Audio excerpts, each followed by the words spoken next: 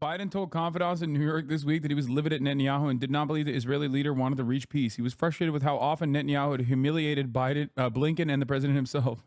Okay, then fucking kill yourself, because that's the only thing you can do to keep this from happening to you besides cutting off weapons, and you're never doing that.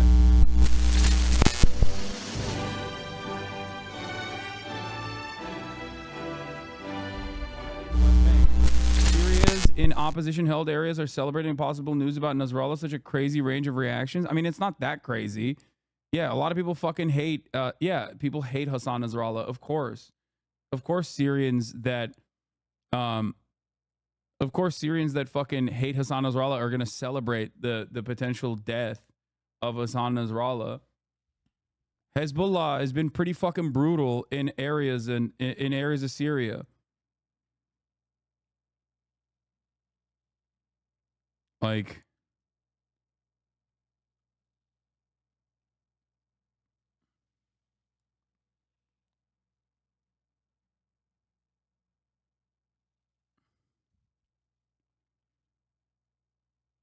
yeah, by the way, they talked about how definitive his death was, and they've changed the definitive nature of Hassan Nasrallah's death to maybe he died, but we still don't know. They got from we killed him to we're pretty sure he was there. Soon to be, it's just a bunch of babies and women were killed, and they were just human shields and deserved it, who had JDAM missiles under their bed. Yeah.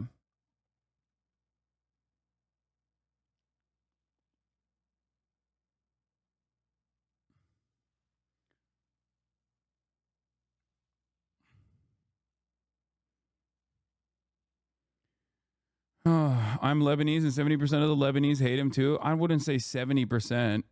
I mean, you're talking about Hezbollah, which currently, as it stands, I believe is the most, has gotten the most votes out of any individual single party in the Lebanese parliament system.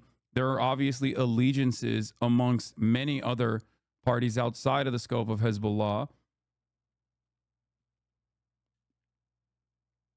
Why do you write your name as Hassan and spell it as Hassan? They are two different names. Wait, what? Okay, shut the fuck up, dumbass. Never mind. I take it back. Dumb fuck. My name is Hasan, okay? Hasan, and I say it as it is.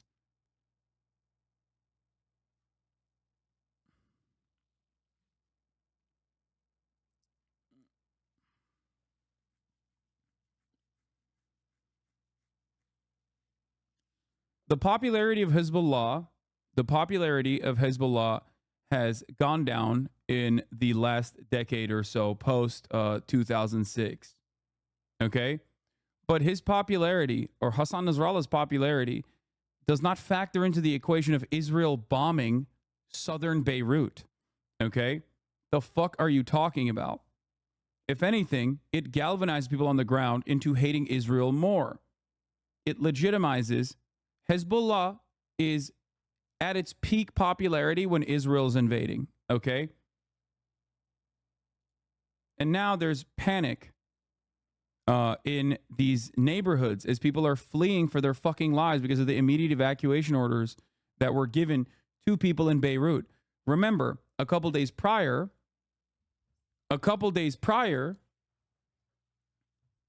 these people had evacuated to Beirut from other parts of southern Lebanon that were being blown up by Israeli rockets. A clearer picture could not be given to you of how similar this is to what Israel did in Gaza. Okay? They did this in the exact same way. The justifications are the same. It's always the same. The carnage is the same. The targets are the fucking same. Even the ch sound is the same. It went from Hamas to Hezbollah. That's it. It's the exact same playbook. And the media's defense of these actions are also identical.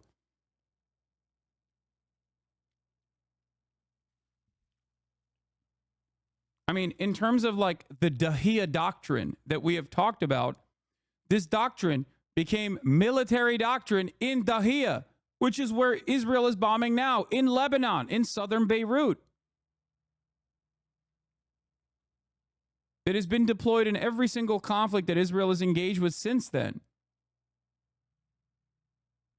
Aren't these guys terrorists, though? I don't know. What the fuck is wrong with you, man?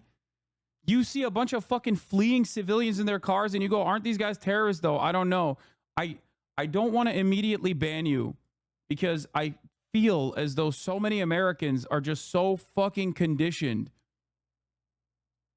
So conditioned into, looking at this situation and going, oh, well, they're terrorists. They deserve it. Please, man, please open your fucking eyes, okay?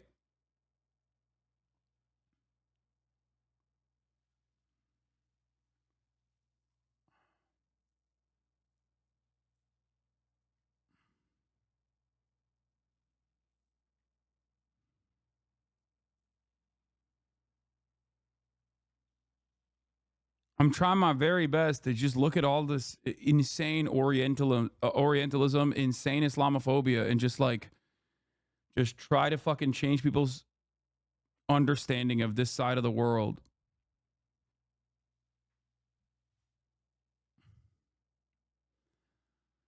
Oh, it's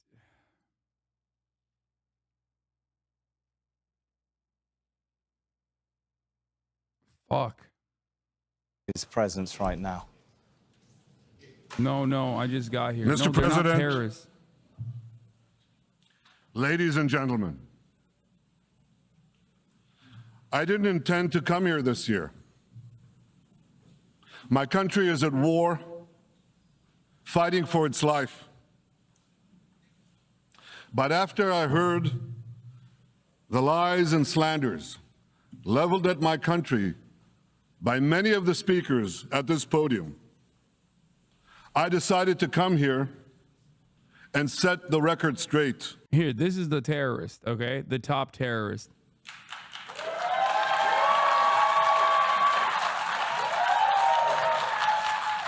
I decided to come here to speak for my people, to speak for my country, to speak for the truth. And here's the truth. Israel seeks peace. Oh, come on.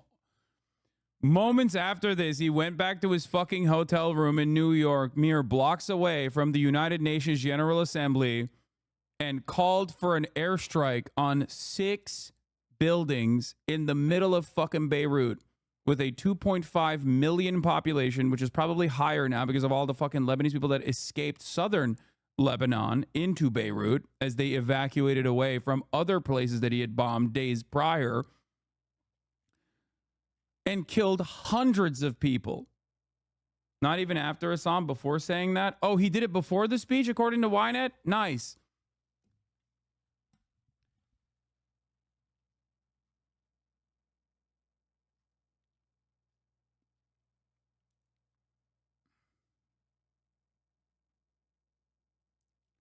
By the way, I'm pretty sure Jeremy Scales said those people cheering the audience, particularly during the UNGA walkout, were people they brought in for the intention of making it look like Israel has support. They were basically actors brought in. All the cheering you're hearing is from people like Shmuley and the Peanut Gallery that Netanyahu invited to his address, by the way. Yeah. Good stuff. Wait, what? What would stop a greater power like a UAE from stepping in and stopping Israel? UAE is doing its own Israel shit through a proxy with the RSF in Sudan right now. The fuck is the UAE going to do to stop Israel? What are they going to do? Use American weapons against Israel? You think the UAE is going to use their American armaments against Israel? How do you think they got the armaments to begin with? How do you think they got the munitions to begin with? They're also too busy fucking using their own, again, doing their own Israel-style death and destruction campaign by way of the RSF in Sudan.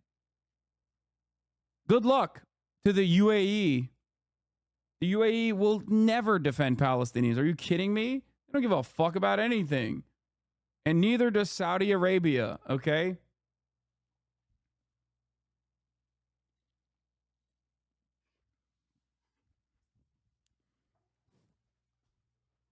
The only place that isn't like firmly and completely aligned with Israel, I guess, would be considered Qatar.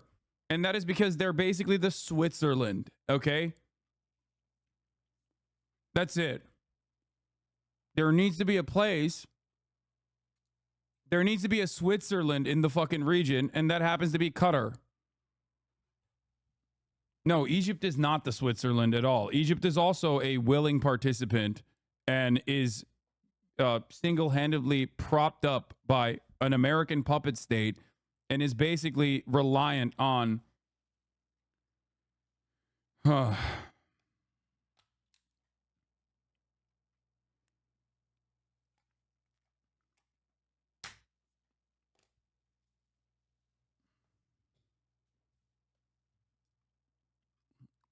every country in the region is an American puppet.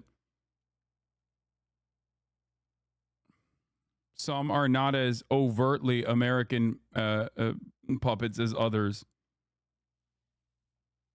What about the great power Oman? Yes. Sorry. I mean, of course, Qatar is also an American puppet state. Qatar and Turkey are also both American puppet states. But they're the ones that also sometimes will like they have a more neutral assessment of the situation. That's why you have all the fucking formerly all the Hamas civilian envoys living in fucking Doha, down the street from some of the chatters in here right now, as a matter of fact, in the same fucking neighborhood.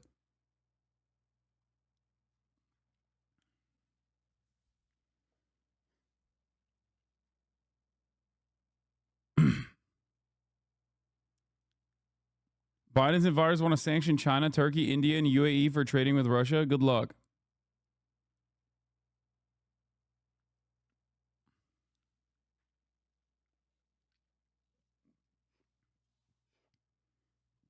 This is why I said earlier that the populations in these countries understandably hate Israel. Okay? But the top brass, the government officials, the monarchs, and those who have a stake in the continuation of American weapons contracts coming in, they are in a holding pattern. They basically have to be responsive to the anger and resentment of their own civilian population while still maintaining the same order of business with the state of Israel and with the United States of America. Their job is to basically go, we hear you, we see you, fuck Israel, you're absolutely correct. I can't believe all the stuff that they're doing. Well, you know, they have to say that so that there's no fucking riots that end up causing a change of governance in these countries. Are you going to talk about Lebanon and Hasan Nasrallah? What's Lebanon? I'll bite. Who's Hasan Nasrallah?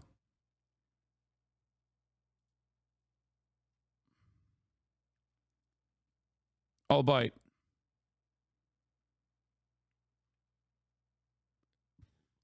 Is that like an important person in this process? Like, I don't really know.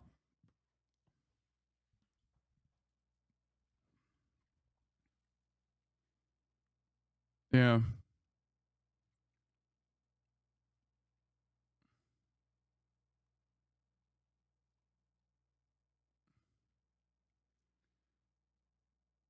I think Lebanon are where gay women come from. Yeah.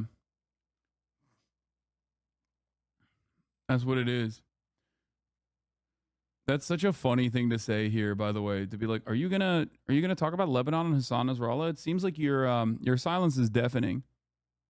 You know?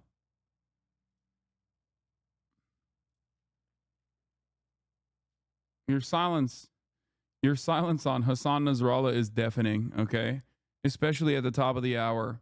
It rings hollow. When you serve a 3-minute ad break, it feels simply like you are passing time in order to avoid talking about Hasan Nasrallah again. Okay?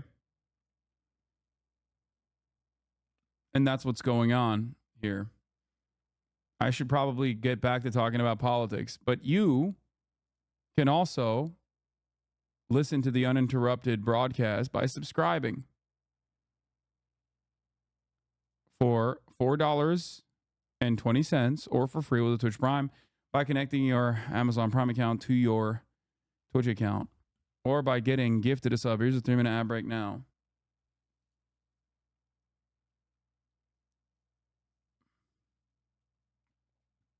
Oh, yeah, we covered this already.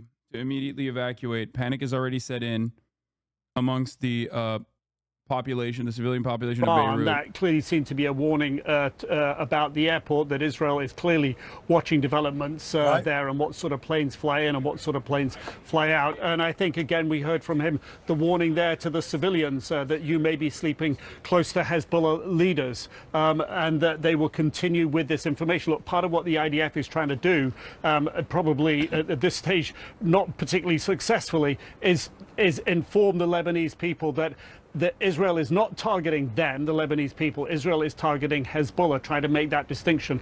The success rate on that messaging is probably not very high, but that is part of what they're trying to do here, it seems. Nick, say you've got more work to do later, but stay with you for the moment. Fareed is with me. Fareed Zakaria, host of Fareed Zakaria GPS. As you look, Fareed, at in the coming hours, we're going to attack strategic capabilities of Hezbollah has buried underground infrastructure and three buildings in the heart of Dahia. This is a coastal missile array built with Iranian I think funding. what you're witnessing here is a very carefully thought through Israeli strategy. Israel was surprised on October 7th. They were not expecting the terrorist attack from Hamas. They were not expecting to be dragged into the complicated ground operation that they have in Gaza. And all of that, I think, has caused a lot of consternation within the Israeli establishment and military. This was one they have been planning for a long time. Israel has been thinking to itself, how do we defang Hezbollah? And unlike Gaza, what Israel likes to do is, short wars, lightning strikes, and on some. Did you listen to the daily episode? While they still hold some prestigious protectors of Lebanon from Israel, it seems that the sentiment has been, why did you drag us into this war? Feels like targeting large city centers like Beirut will shift public opinion back to Hezbollah. Dog. That's the New York Times manufacturing consent.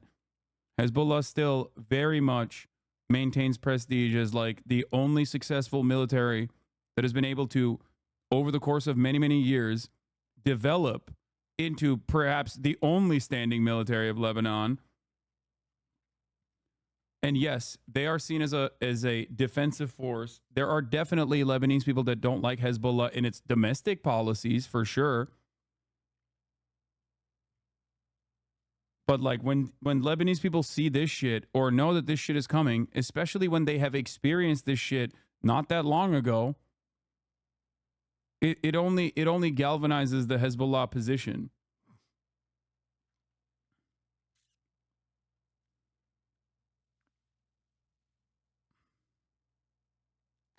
They'll make this. I mean, look, they've said tonight it's changed the rules, basically. Well, that's all they have said. They've said they've changed the rules, but they've said that before. They've said before that they will punish Israel, and we've not seen, if you will, commensurate punishment to the losses that have been inflicted. Is this the one where they really go for it?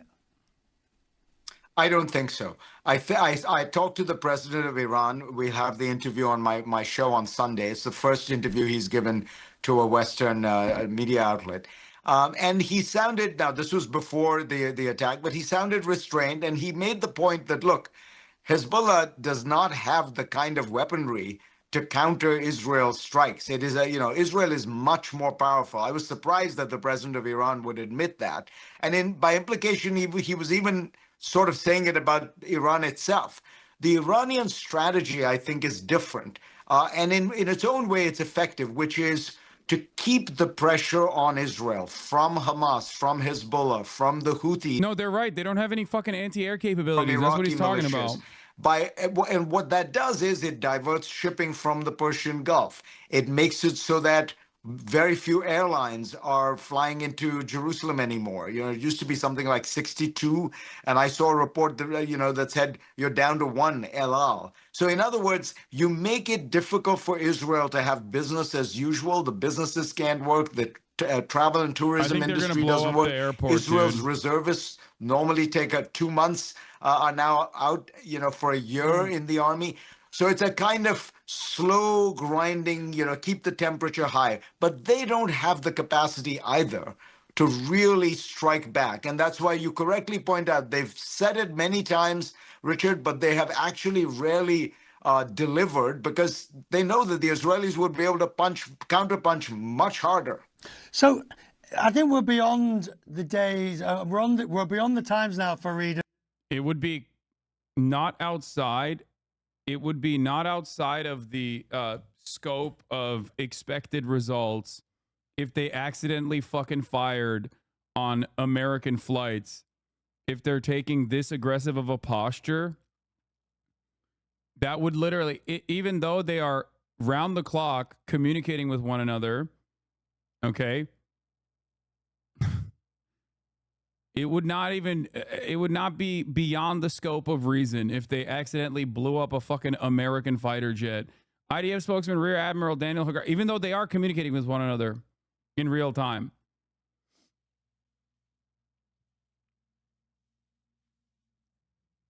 Rear Admiral Daniel Hagari says Israelis just are patrolling the airspace near Beirut International Airport and will not allow hostile flights with weapons to land there. It is a civilian airport for civilian purposes, and it needs to stay that way, he said.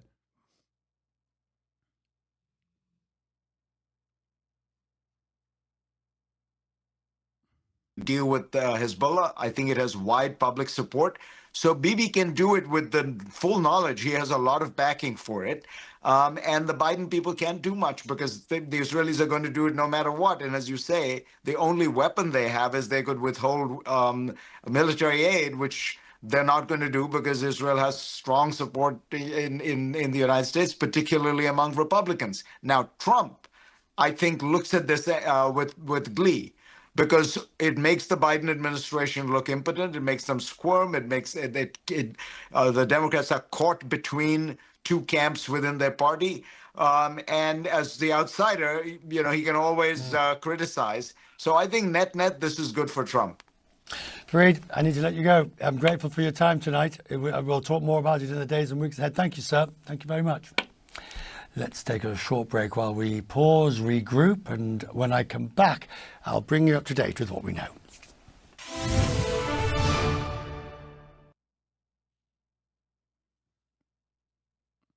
They sank an entire U.S. Navy ship in 1967. Yes, but that was 1967. It didn't happen in broad daylight in front of fucking millions of eyeballs. But it doesn't matter. America's, dude. Even if they blew up.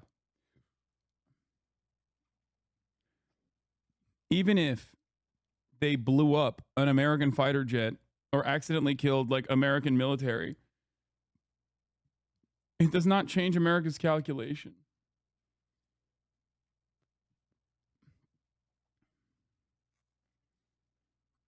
Hagari says military will soon strike underground Hezbollah sites in the Dahia suburb of Beirut and therefore warn civilians in the area to evacuate immediately. This is the Daniel Hagari statement, translated. In the coming hours, we are going to strike strategic capability that Hezbollah placed underground under 3 buildings in the heart of the Dahia. Over the years, Hezbollah built and developed an array of coast-to-sea missiles that originate in Iran, noting the 2006 attack on the INS Hanit, killing 4 sailors. Nasrallah himself threatened Israel's vital and strategic facilities at sea and near the coast. We will now reveal how Hezbollah places strategic weapons under civilian buildings in the heart of Dahia.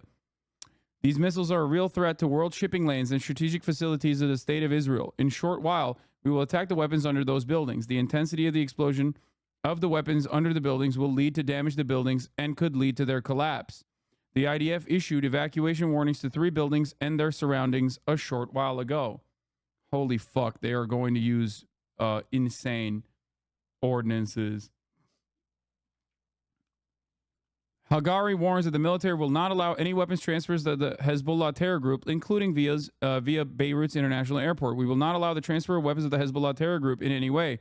We know of Iranian weapons transfers to Hezbollah, and we will foil them. Air Force planes are now patrolling the Beirut airport area. Until now, Lebanon, contrary to Syria, acted over the years responsibly and did not allow the transfer of weapons through the civilian airport. We are announcing we will not allow enemy flights with weapons to land at the civilian airport in Beirut. This is a civilian airport for civilian use, and it must stay that way, he adds. this gives just cause in the eyes of Western media and the Western governments that if they end up blowing up the Beirut airport, the civilian airport, they will be like, well, we gave forewarning. The breaking news. An Israeli official now says the leader of Hezbollah was the target of a massive airstrike in Beirut. And other intelligence says that the Israelis have high confidence that Nasrallah was in the buildings that were then destroyed by the Israeli forces attacking the Lebanese capital. According to the IDF, it was a precision strike on Hezbollah's headquarters. Now, the whereabouts and what happened to Nasrallah, we simply don't know. The spokesman for Israel's IDF has told us a moment or two ago that they're awaiting further information and they hope to have more precise details in a while. US and Israeli officials say Washington was largely kept in the dark until the operation was underway. The Defense Secretary Lloyd Austin has been speaking. He hit on familiar talking points and frankly didn't say much else. What I will say is that you've heard me say a number of times that an all-out war should be avoided. Diplomacy. Reuters is now covering breaking communication loss with Hezbollah senior leadership. Source close to Hezbollah has told Reuters. By the way, return to their homes on both sides of the border. Aaron Lieberman is with me. Well, give me your assessment at this hour. We have a massive attack.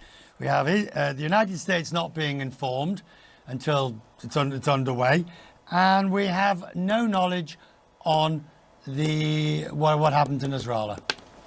Clearly some frustration, and I think you can hear it there a bit from Defense Secretary Lloyd Austin. He certainly doesn't reveal much. That's very much his nature. But again, a level of frustration that the U.S. was told moments before that Israel was carrying out a strike or a major operation in Lebanon while the planes were effectively already in the air. So no real point in trying to consult there or talk through things. Israel's strike was already well underway. And it's worth pointing out this is the second time in days this has happened. It was exactly 10 days ago that Austin was on the phone with his Israeli counterpart and got a heads up that an Israeli operation would take place in Lebanon. Well, it's not a very useful piece of information because of the range of Israeli operations we've seen in Lebanon. And then U.S. officials only learned that it was exploding pagers when they saw those reports emerging from Lebanon. So this is now at least twice over the course of a week and a half, and you can sense the frustration on the U.S. side. On top of that, the U.S. has been pushing for a ceasefire, thought they had the Israelis on board, and then Benjamin Netanyahu lands and makes it clear that he has no interest in a ceasefire. It's worth trying to learn more about how related are those two, Richard. Did Netanyahu find out he had a chance to go after Hassan Nasrallah and therefore decided to abandon the U.S. plan, or was it something different there? Still, U.S. pushing diplomacy when it seems so unlikely right now. Aaron, at the Pentagon, it's going to be a late night for you as well. When there's more to report, come back to me, please, immediately. Thank you. Gary Gabba was the U.S. ambassador to Oman. The former ambassador is with me now. Sir, the situation and the ability to get out of this without it getting much worse is just about impossible now. Well, thank you for having me. First of all, indeed, the situation does look grim. Clearly, what Israel has done today is a marked increase in the escalation of the conflict that has been going on for years, if not decades, between Hezbollah and the state of Israel. I think what is clear here is that Israel has every intention of decapitating this organization, which it views after Iran as... Yeah, now we hear from our fucking, former, current, active State Department officials, members of the military-industrial complex. Eliminate something like 7 of the 9 top leaders within Hezbollah. So it's not unusual they would go after Mr. Nasrallah himself. Right, but so there's an element of opportunism in it, in a sense that the opportunity has presented itself to decapitate the leadership of Hezbollah, but they're not going to disappear. And at the end of the day, some form of buffer, larger buffer, and a reformat is going to have to take place. That's right, and I don't think the intention here is to actually eliminate Hezbollah. Hezbollah is a very different type of adversary than Hamas in Gaza is. And in this case, they are indeed seeking to create a real buffer between the northern Israeli border. The bigger threat you pose to Israel's territorial ambitions, the bigger of a terrorist group you are, okay? That's it. The standards are that and that only. River, which is about 25 if you have successfully militarily defeated the Israeli military, the Israeli occupying force, then you are even greater of a threat for regional stability and for you know, it's even worse than Hamas. It's like the big bad, so much worse. Well, there is that, but also there is an opportunity for the United States and like-minded countries to begin to work together, to begin to apply pressure on Iran to rein in Hezbollah, and particularly its nonstop rocket attacks on Israel, which is ultimately what Israel wants to see in the very near term. I'd also call your attention to a very important meeting that apparently has taken place in Tehran itself, the Supreme National Security Council. And I'm fairly certain that the discussion in that meeting was, what do we, Iran, do now as our most important strategic asset is under attack? Who elsewhere is a power broker? And I'm thinking of Saudi, the UAE, Qatar, of course, has played a large role in relation to the hostages in Gaza. The King of Jordan is said to be beside himself with depressed at the way in which this is deteriorating. But who has the ability to play a role? Well, the countries that you mentioned certainly have a communication channel with the leadership of Iran, and can speak to the need to try and rein in Hezbollah to the Iranians. I would also say that probably the Chinese do. And I would not be surprised if some attempts to reach out to the Chinese to use their offices to speak with the Iranian leadership as well. And that's about the limit of it in terms of those with the most, I'd say, significant interest and role or presence in Tehran. So what about the election here in the United States? How does either candidate manage to get through the next 5 weeks without making a political faux pas? Well, what makes that question so challenging is that we know a significant number of Americans, I would not say a majority, but a significant number, have... China's going to save the day? No, China's just kicking back, dude. They're just kicking back, relaxing to the max, and watching America destroy every fucking ounce of credibility it had on the global stage. That's it. Also, they are very cold and very calculated in these matters. They will not intervene or interfere until it becomes an issue for like global trade, specifically oil, like they did when they put forth the Iran-Saudi Arabia peace agreement. Also, a lot of pressure to stand behind our longtime ally, Israel. Sir, I'm grateful to you. I wish you well. Thank you for joining us tonight. And that's our reporting. Let me tell you. So we have what we are waiting for now, of course, is some form of confirmation on whether or not Hassan Nasrallah has been killed tonight in that massive Israel attack in Lebanon, in Beirut. And now we're hearing, of course, that other people in southern Beirut are being told to evacuate, which might suggest that there is more activity to come. Israel says it's in an attack mode, and it is ready for all aspects of that. The news continues here on CNN. The lead is next. And because the news never stops, neither do we. This is CNN. Anyway, I know his voice is hard to fucking pay attention to and listen to. I know, chat. New York Times turning mass carnage in Lebanon into a fun email quiz. Israel waged an intense air campaign against Hezbollah on Monday, striking more than 1,000 sites and killing more than 500 people. It was the deadliest day in Lebanon since when? Start the quiz by choosing your answer. Thank you, New York Times. We're fucking, this is some Nazi shit, dude. Straight up, brother. Holy fuck. Israel yearns for peace.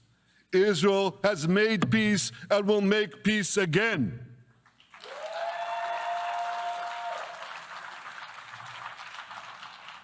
Yet we face savage enemies who seek our annihilation, and we must defend ourselves against these savage murderers. Our enemies seek not only to destroy us. First tenured professor fired for pro-Palestine speech is Jewish, in case anyone still thinks this Zionism shit is about protecting Jews. Yep. Maura Finkelstein was terminated by Muhlenberg College for an Instagram post.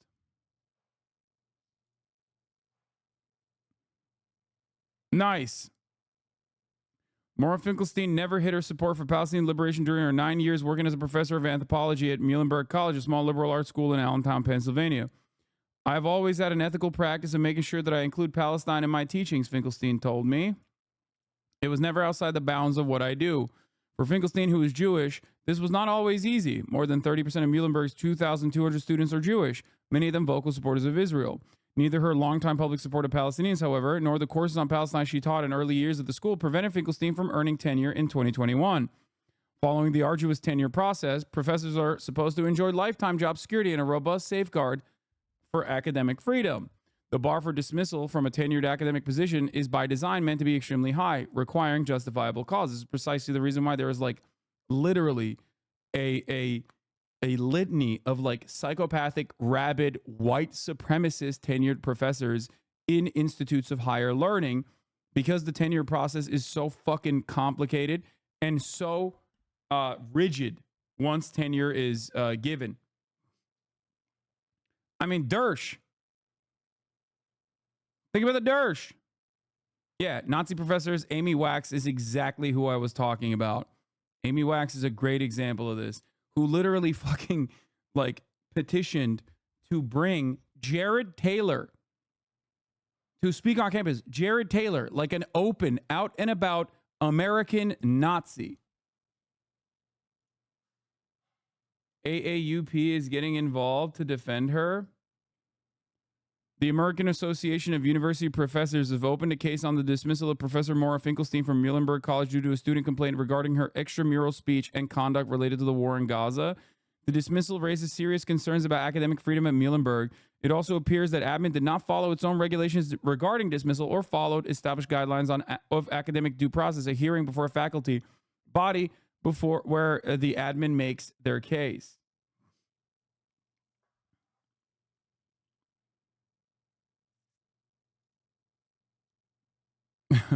Amy Wax recently, the reason why I'm talking about it is because the tenured law professor, famous for her controversial comments, often criticized as racist, was suspended for the upcoming academic year. For years and years, the reason why I'm talking about this is because they used this suspension as a counter to be like, why are all these other people not getting suspended that are pro-Palestine? That's the reason why Amy Wax is in the news currently. Okay? She got a 1-year suspension with half pay set to begin during 2025-2026. Wax will also lose her named chair position. When Wax speaks at public events, she will also be required to speak for herself alone and not as a university or Penn Carey Law School faculty member. Tenured professors are like fucking killer cops, dude.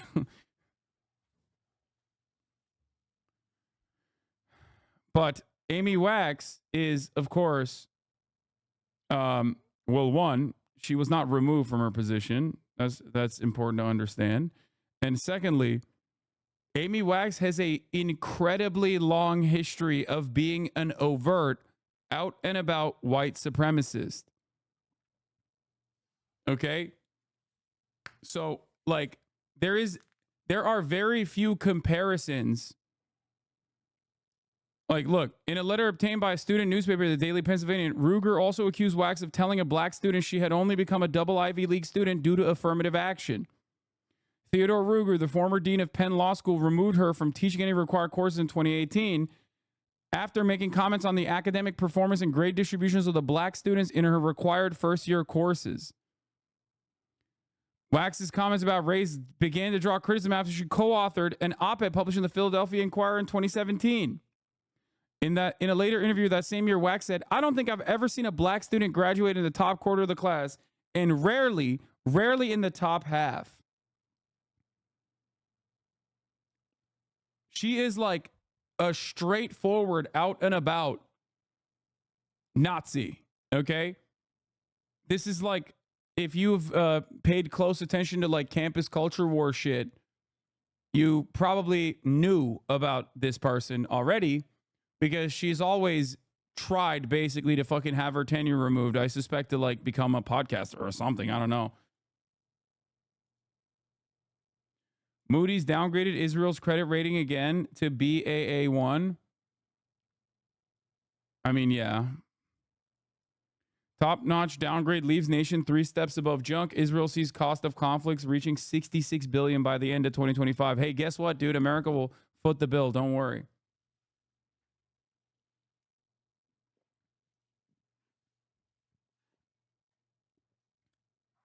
Moody's has been declared anti-Semitic for attacking the only Jewish economy in the world. Okay, but like honestly, like I can see that. That's a Tablet magazine headline in the making. Article by Tablet magazine. Is Moody's in the pocket of Hamas? If not, why is it attacking the only Jewish economy in the world? I can totally see this be a fucking headline, dude. Like, I'm not even, this is, oh my God. Tablet Magazine, who recently wrote yesterday, the editor-in-chief of Tablet Magazine wrote an article, "The Jews must protect Eric Adams."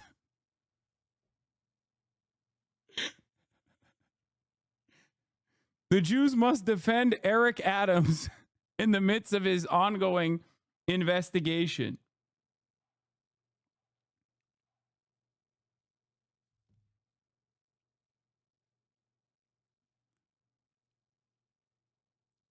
Check out this at 140. You're missing out on the new IDF animations. Oh God. Oh, what are the new bloody animations that they have to justify blowing up entire city blocks now? Acting as a shield.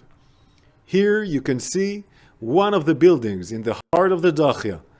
When entering and descending to the parking level, there is a storage facility for strategic weapons. Hezbollah has stored these strategic weapons beneath civilian populations. The way the missiles are stored in these buildings allows them to be moved and launched outside of the buildings within minutes. This possesses a real and immediate threat. Yeah. Dachia, Hezbollah, Hamas, with an arsenal of weapons. And I am hearing, as you can see in the CGI, that the weapons are actually anti-Semitic. These are not normal bombs used by Hamas and Hezbollah. These are weapons that specifically are heat-seeking weapons that target Jews and Jews only.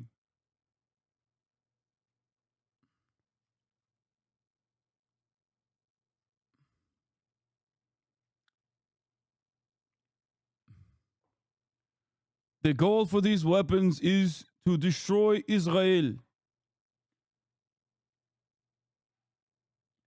Yeah, they're well, they haven't completed the or started the bombing campaign yet as of now, but it will start very soon.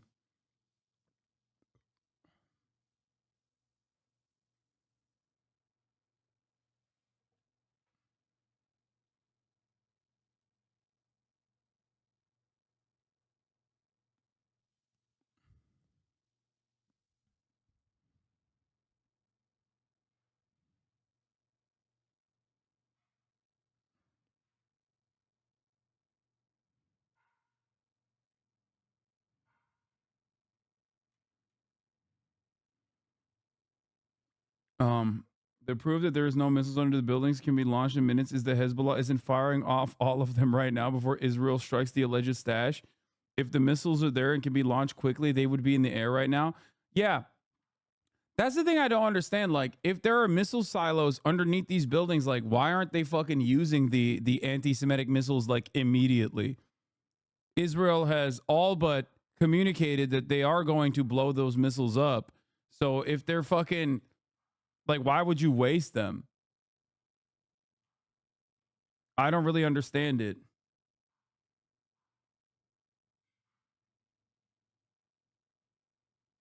Like, if I have a stash of basement anti-Semite missiles, okay, anti-Semitic missiles stashed in my basement, I find out that the only moral nation on the planet, the Jewish nation, okay, is about to blow my missiles up. I have an hour. I'm using the anti-Semitism missiles. Like, I'm not letting them go to waste, right? Especially because obviously in this situation, Hezbollah's only goal is anti-Semitism. They seek to destroy our common civilization and return all of us to a dark age of tyranny and terror.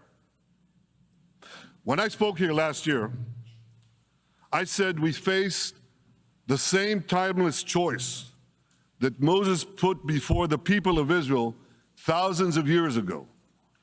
As we were about to enter the Promised Land, Moses told us that our actions... Bro, boo, boo, boo. I don't care. Oh my God, bro. Oh my fucking God.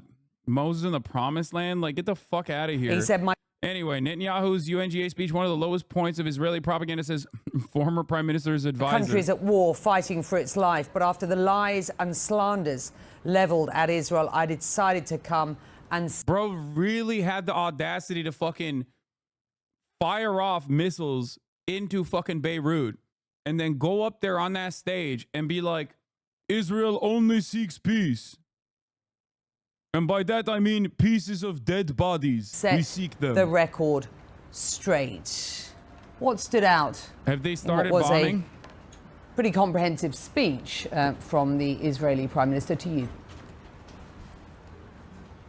Well, clearly the defiance stood out and clearly singling out Iran and painting this picture of either blessings or something far worse, a curse, and holding up those maps. In many ways, this was sort of vintage Prime Minister Benjamin Netanyahu. This is where he actually feels comfortable, where he is speaking to an audience, where he feels that he is a master orator, and he was delivering clearly his version and his belief. But it's not the first time we've heard him single out Iran. I think any of us that were looking to try to see if there was a nuance in there about this potential ceasefire with between Israel and Hezbollah on the northern border, I think his continued references to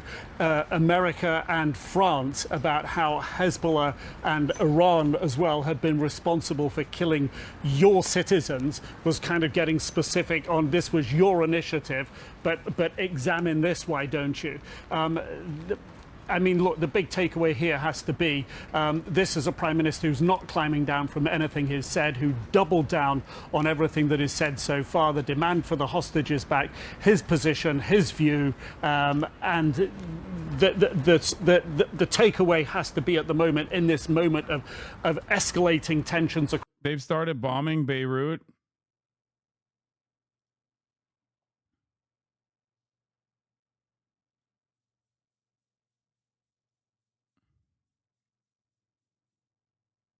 Dude, what the fuck is going on? Why is it 250%? Al Jazeera Arabic is reporting that Beirut has, the bombing campaign in Beirut, the second bombing campaign today, has officially started. The Israeli airstrike in Lebanon is continuing after the massive bombing campaign that happened. Hassan, quick question. Doesn't Lebanon have air defense? No, it doesn't. No, it does not. And this is literally the reason why it does not, for the record, so that Israel can fucking bomb it without any sort of fear. Okay? The only defense Lebanon has is Hezbollah, for the record. That is the only defense. That is the only defense that they have. استهدافها لا يمكن الجزم بعدد الصواريخ التي تم إطلاقها. سمعنا أكثر من انفجار ولكن غير واضح هل جرى إطلاق نفس الصواريخ أو عدد من الصواريخ باتجاه نفس النقطة أم أن ثمة نقطة أخرى لأن الظلام يلف أجزاء واسعة من ضاحية بيروت الجنوبية وبالتالي لا يمكن الحسم هل نحن اسمح لي أن أنقل ما يقوله الجيش الإسرائيلي. نهاجم حاليا بشكل محدد أسلحة تابعة لحزب الله تم تخزينها تحت مبان مدنية بالضاحية الجنوبية.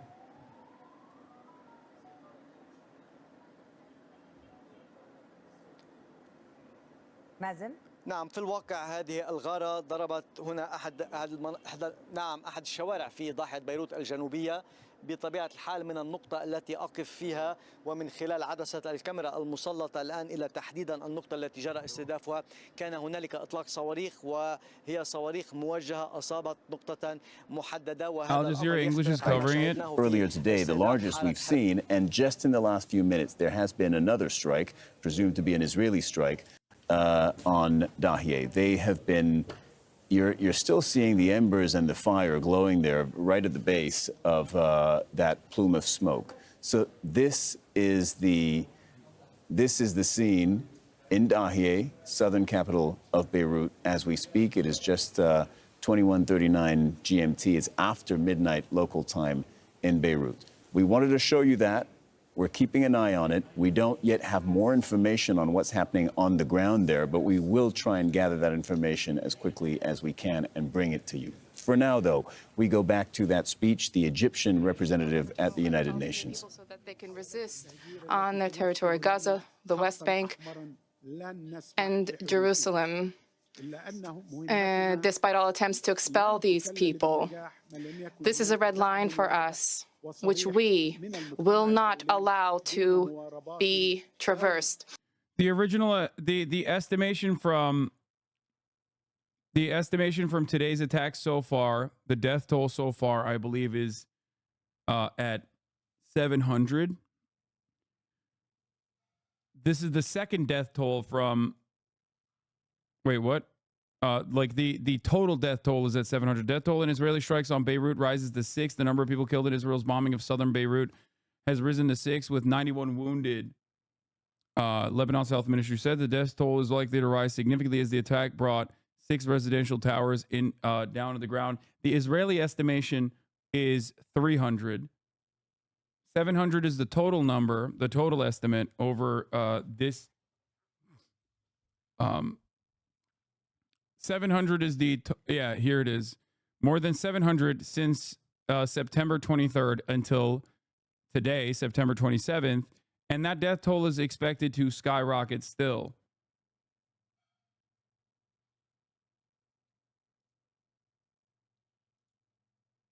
What do you mean? What lies? Yeah, Hezbollah is our only military. We decided if I'm from Israel, destroy it. But it should also believe to be fine because you don't normally have enemies. Lebanon, nothing unless they surrender or get destroyed. What lies?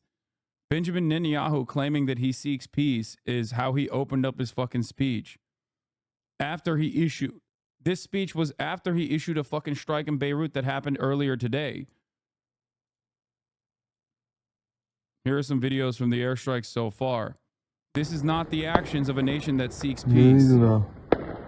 This is the actions of a nation that seeks war.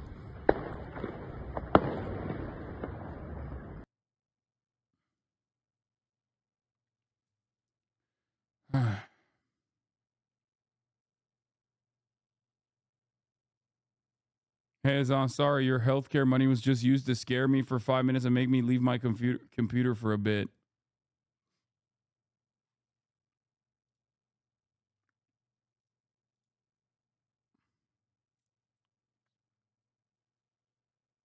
Yeah, these are de-escalatory first strikes, of course.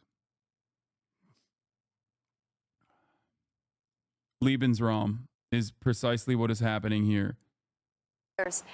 The attack that took place earlier on Friday saw at least 6 residential buildings being completely leveled. So there is Nasrallah a huge could be dead. presence of There's emergency no official crews confirmation at of that Nasrallah's location. demise Now, thus far. the latest attack that we're hearing about, it's not clear where exactly in relation to the earlier attack happened, but it begs the question, were there any emergency personnel in the area? Were there any civilians still there in those buildings that the Israeli army has targeted?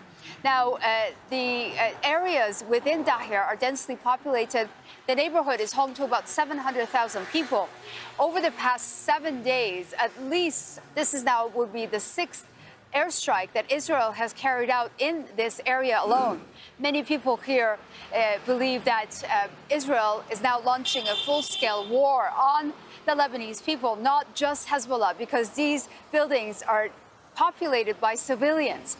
Israel's claim that they are targeting Hezbollah commanders, Hezbollah command headquarters, Hezbollah weapons is being disputed and disregarded because civilians are living in these buildings caught in between these strikes. The many residents I've spoken to over the past few days in Dahya say it is clear Israel does not distinguish between a member of Hezbollah and a Lebanese civilian.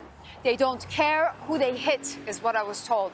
We are just in the way, and they have no regard for human life. They will attack continuously until they claim whatever kind of victory they think this is going to achieve.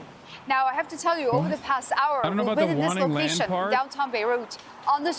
Wait, Neek Skit, once again, our favorite 15-year-old Mormon chatter who always has the worst possible opinion on every issue so successfully and so consistently. I don't know about the wanting land part, maybe to use as a buffer zone, but even then it seems really politically rash. But what is kind of clear is both sides seem to be using the mass displacement from bombs as tools of political pressure. These likely goals being Hezbollah for Gaza and Israel to dissuade Hezbollah. Yes, they do. They want it. They want the land. And they will use security as a justification for it. That's it. They always have. There's never been a moment where Israel's like, nah, we just want this land for no reason. We just want it because we like the land. They always say, oh, we need this land for security. We need to invade it for security. We need to wipe it out for security. And then when the settlers come in, they have to fucking, they have to protect the settlers. And obviously that is going to incur the wrath of the people that used to live on that land. So then the settlers are under attack. So we need to move further into the territory. This is exactly what they did with the West Bank. This is how they fucking started the process to begin with.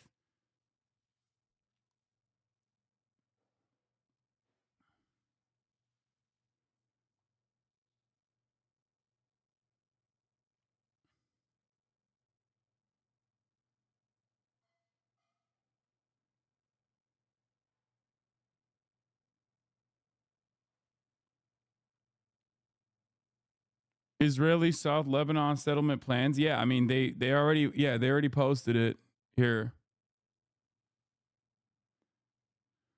The South Lebanon settlement movement, future Israeli settlements in occupied Lebanon. These fringe political ideas end up occupying the mainstream of government policy, failing to deter this aggression with respect to occupied Palestinian territory had allowed for this. Yep. And then they're like, oops, how?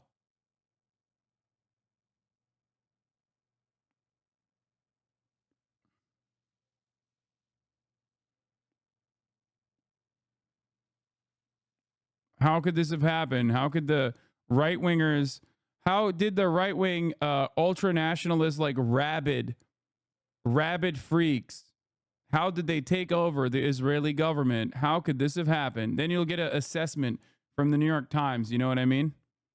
You'll get an assessment piece.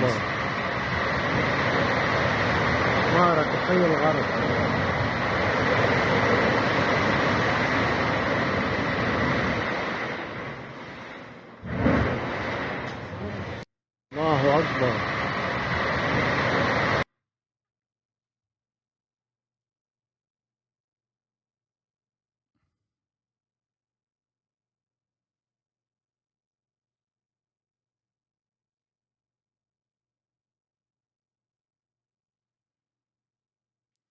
Speaking right now of the red and white headpiece of the Saudi Minister of Foreign Affairs, yeah.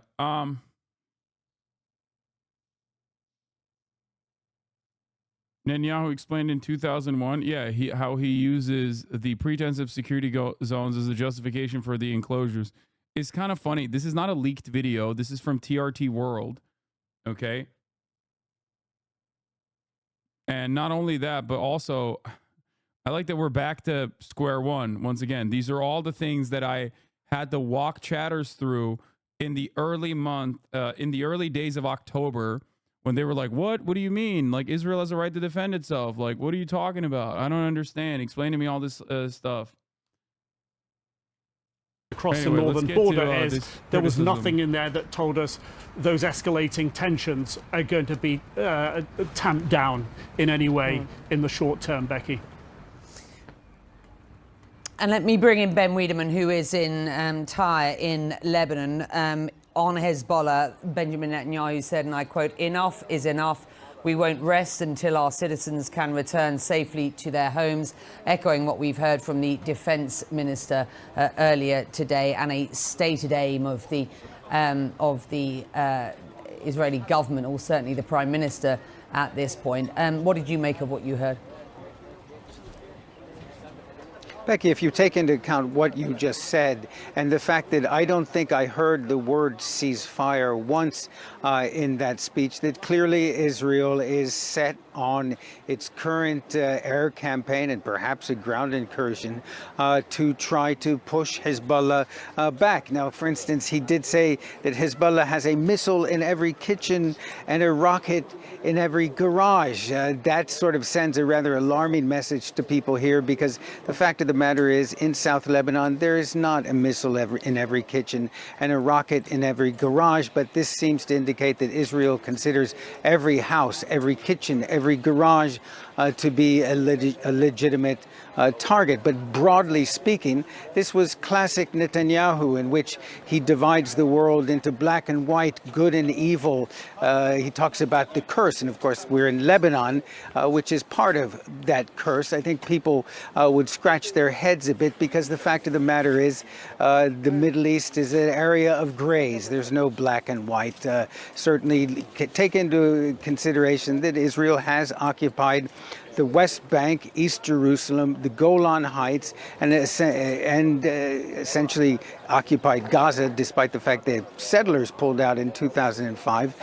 That is an open wound in the region that Israel has not really done much to treat. There was a peace process at one point, but that didn't go anywhere. And certainly the rhetoric that comes out of Israel from some of the extremists sends a very dark message to the region, that this is not necessarily a question of good and evil, that there are extremists on both sides of the conflict, and those extremists on both sides are really the ones who are driving this conflict forward. And what we're seeing increasingly is that the United States, under the current administration in this election season in the United States, has really just put the Middle East on a back burner, throwing lots of rhetoric and encouraging words about diplomacy and peace in the Middle East and whatnot. But the fact of the matter is, very little is actually being done about it. The U.S. and France put forward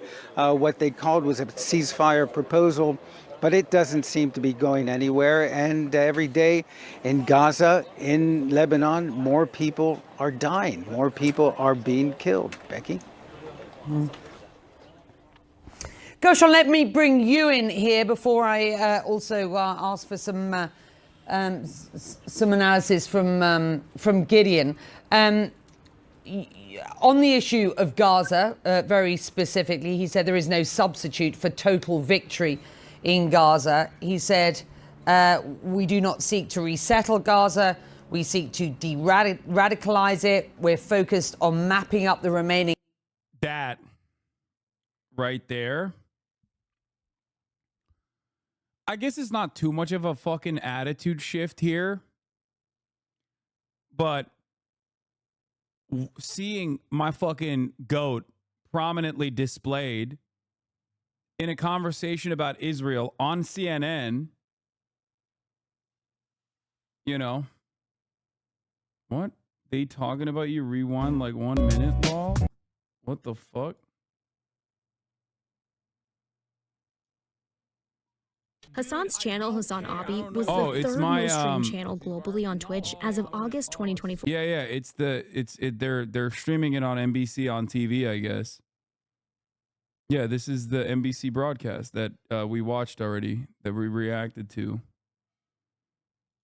Elements of Hamas and let them go, he said of the hostages. Those who are alive must be returned alive, and the remains of those who are dead must be returned. There is no substitute, and I repeat this, for total victory in Gaza. So we're just sort of describing some of what, or reliving, as it were, some of what a very defiant Benjamin Netanyahu has just said at the UN in New York. On the issue of Gaza, what do you take out of what you've just heard? Listen, Netanyahu is living in a world of delusion. There is no total victory in Gaza, and there is a deal on the table. And this is what the world needs to understand. This is what the Americans need to know. They know it. They've seen the deal. Hamas has agreed to a 3-week deal, during which time the war would end, Israel would evacuate Gaza, there would be an agreed upon release of Palestinian prisoners, and Hamas will return all of the hostages. This is not only a deal on the ceasefire, but Hamas has also agreed that they are supporting the establishment of a civilian, technocratic, professional government in Gaza, of which they will not have a part of. They are willing for this government to be empowered because they know that if they rule Gaza, there won't be a single dollar of international aid going into rebuild Gaza, and Gaza is destroyed. There's nothing left in Gaza. 2 million homeless people, disease, devastation, no sanitation, no fresh water, no schools, no universities, nothing. Gaza needs to be rebuilt, and it needs a responsible Palestinian government. Remember, this seems, if this spells is like a tiny bit change of attitude in the right direction, understand that this is the basically the international correspondent. Like, until Jake Tapper has fucking Gideon Levy and this guy on, or Wolf Blitzer has Gideon Levy and this guy on, you're not, it's not, I mean, it's better than before, but once again, it's like, this is far from, this is like Christiane Amanpour, right? Like, she always has, like, the most acceptable anti-Israel position you can arrive at.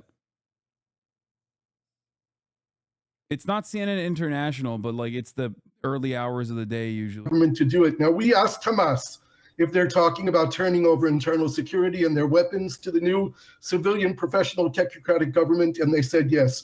But what I say to the Americans, to the Israelis, to everyone is, don't listen to me. This is on the table. I have it in writing. I have voice messages from Hamas saying it. The officials need to check it.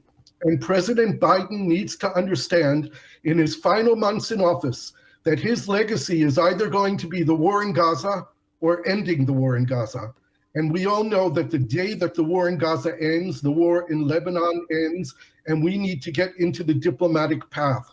There is no solution to this conflict without the freedom of Palestine, the establishment of an independent Palestinian state next to Israel, the realization of the two-state solution. This is the way forward, and this is the way to defeat extremists, not through weapons, not through wars, not through killing.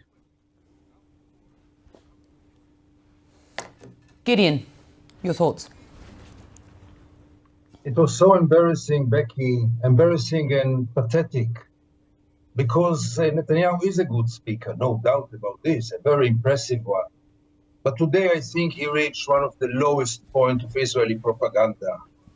To speak about blessing in the Middle East, after killing over 40,000 people in Gaza and distracting Gaza, and to bring Gaza to a stage in which it's nothing but the humanitarian catastrophe, and to speak about blessing, by the time that you stand on the stage, on the podium of the UN, your army is Netanyahu used the UN Assembly as a tactic? Yeah, no shit. I'm seeing reports like these circulating in Israeli media. It seems like Netanyahu attending the UN General Assembly was a part of the deception. Israeli source, Netanyahu's speech at UN meant to broadcast business as usual despite Beirut operation being approved in advance. Yeah, this is precisely what he did. It's like that was the whole point. Yes, that is precisely what the point was. And it's also a flex, by the way. Okay? It is simply a flex. That is all this is. It is to say, like, I will fucking strike this unjustifiable attack on a sovereign nation's capital from the heart of American democracy at the UN General Assembly. Okay? And you can't do a goddamn thing about it. They're all acting like Hamas had nothing to do with it, though. What? Dude, please tell me you're not going to make the argument that Hamas is in Beirut now. No, dude. The updated talking points are it's Hezbollah, not Hamas. We've moved on. Israel is already doing its genocide. It's on autopilot in Gaza. It's now Hamas. Unless you're trying to give me a fucking top of the hour ad break debate right now. Okay, which double parters are banned in the broadcast. You will be getting banned if that is your attempt here. Okay? Because at the top of the hour, there's a 3-minute ad break. If you no longer want to see those ads, all you need to do is subscribe, which you can do for $4 or for free with Twitch Prime by connecting your Amazon Prime account to your Twitch account, where you get 1 free Prime subscription a month. Use it on your favorite broadcast there. HasanAbi.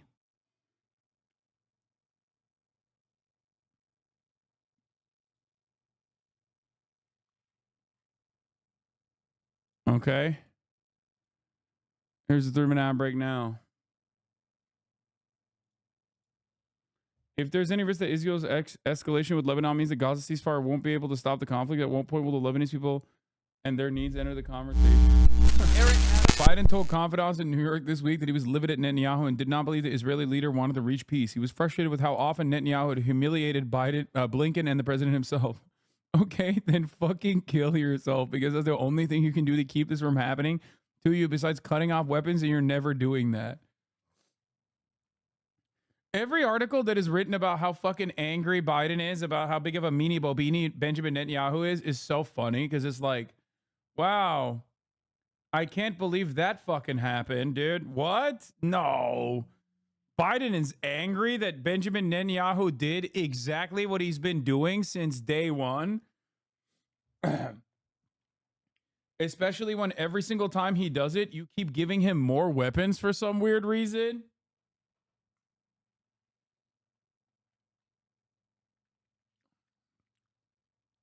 Well, I, for one, would like to be the first to say I'm shocked. I'm disappointed, too.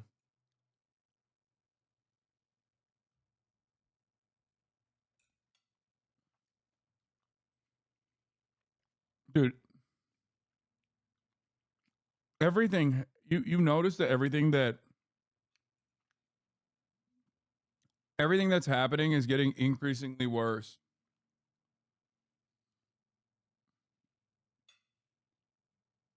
Like, straight up. Kamala Harris signaling that she will be even more right-wing and tighten the restrictions even further on immigration to respond to calls from, like, the most reactionary white nativist people who are trying to do pogroms. You get to watch something happen in real time, something that I talk about regularly, but it often never happens in real time. Remember when I told you, like, oh, like the hypothetical scenario where Republicans say we need to kill, like, 70% of all migrants living on U.S. soil, and the Democrats will say, oh, no, let's kill 30%, and then people will make the harm reduction argument. It's a really interesting situation because you're now, like, openly watching it happen in real time, like the change of discourse and the change of attitude. And it's very cool to watch all of these like liberals who are supposedly progressive who talked about like, in this house, we care about immigrants and Black Lives Matter, basically become Republicans of 2020. Such a doomer take. Yeah, dude, I'm such a doomer for this fucking take. You know, sorry that I'm not going to fucking sit here and tell you a lullaby. Can you tell us about that? Well, we saw at least a couple of barrages with tens of rockets being launched towards Israel. And of course, this is just in the past few hours, but since then, there have been no other strikes. It's understood that currently the organization or the group is in a situation where it's kind of weighing options, trying to bring together its structure. The hit was probably, at least regardless of what's the result of this hit, but it was massive in a way that the whole group is already concentrating, focusing on how to just get across it, to just jump over it, to try to bring together back its own power. I mean, at the end, this is a control center, it's a command center. Regardless, now we don't have any words from Hezbollah on this. Hezbollah has been silent for the past hours, at least what I understood from some conversations, that the head of the executive branch of the party, Sayyid Hashim Safieddin, is safe. Now, with respect to Sayyid Hassan Nasrallah, there's no word because, of course, his fate is part of, it has a security situation, and such a thing, whether he is alive or not, this is something that the leadership would want to announce by itself, or he himself would, if he's alive, to announce it. This is something else. But for now, there is a gap in communication between the group and its supporters, and of course the wider Lebanese. This is another one also. So we're just talking about series of attacks, series of airstrikes that are not finishing from one moment to another. We're just hearing from the towns and villages, and even the entrance of Tyre, as I just said. Ali, can I jump in for a second? Since this is happening now, Ali, just a second. Since this is happening now, and you are hearing the sound, and you can tell that there are targets, places being struck in the not too far behind you. You have covered the cross-border shelling, and you have covered this part of Lebanon for almost a year. What kind of places? You have been to the immediate aftermath of these strikes multiple times. Can you describe what that's like? What kind of places Israel strikes, and what you have found when you have then gone to those places? Well, at least I can give an example of the massacre that was committed in Nabati just a few weeks ago, when we went to a factory, a metal factory that was hit, and 10 people were killed, children, women. The issue is that the Israelis are announcing certain objectives, and when we go to the ground there, I can't say every time, but several occasions, we see something else on the ground. This is the issue, and this is just reflecting the indiscriminate attacks and shelling, or the airstrikes, or the attacks that are being carried out by Israel aren't any.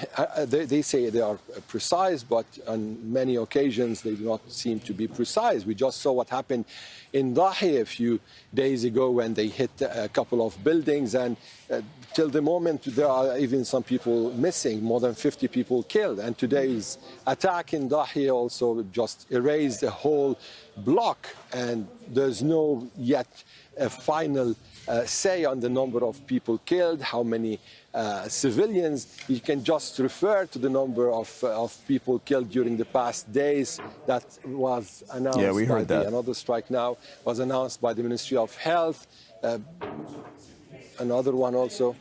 So the fact is that we're just witnessing a series of strikes, a series of hits, not only in Tyre. Tyre is just one of these cities that is witnessing this Israeli war. It's a war. I mean, if there is any other word to describe what's happening, it's a war. It's an all-out war that Israel has started, not today, but a few days ago. But today is kind of the accumulation of the announcement of war. And we are seeing this, whether in Dahieh, whether in Tyre, whether in Nabatiyeh, whether in Baalbek to the Beqa' Valley.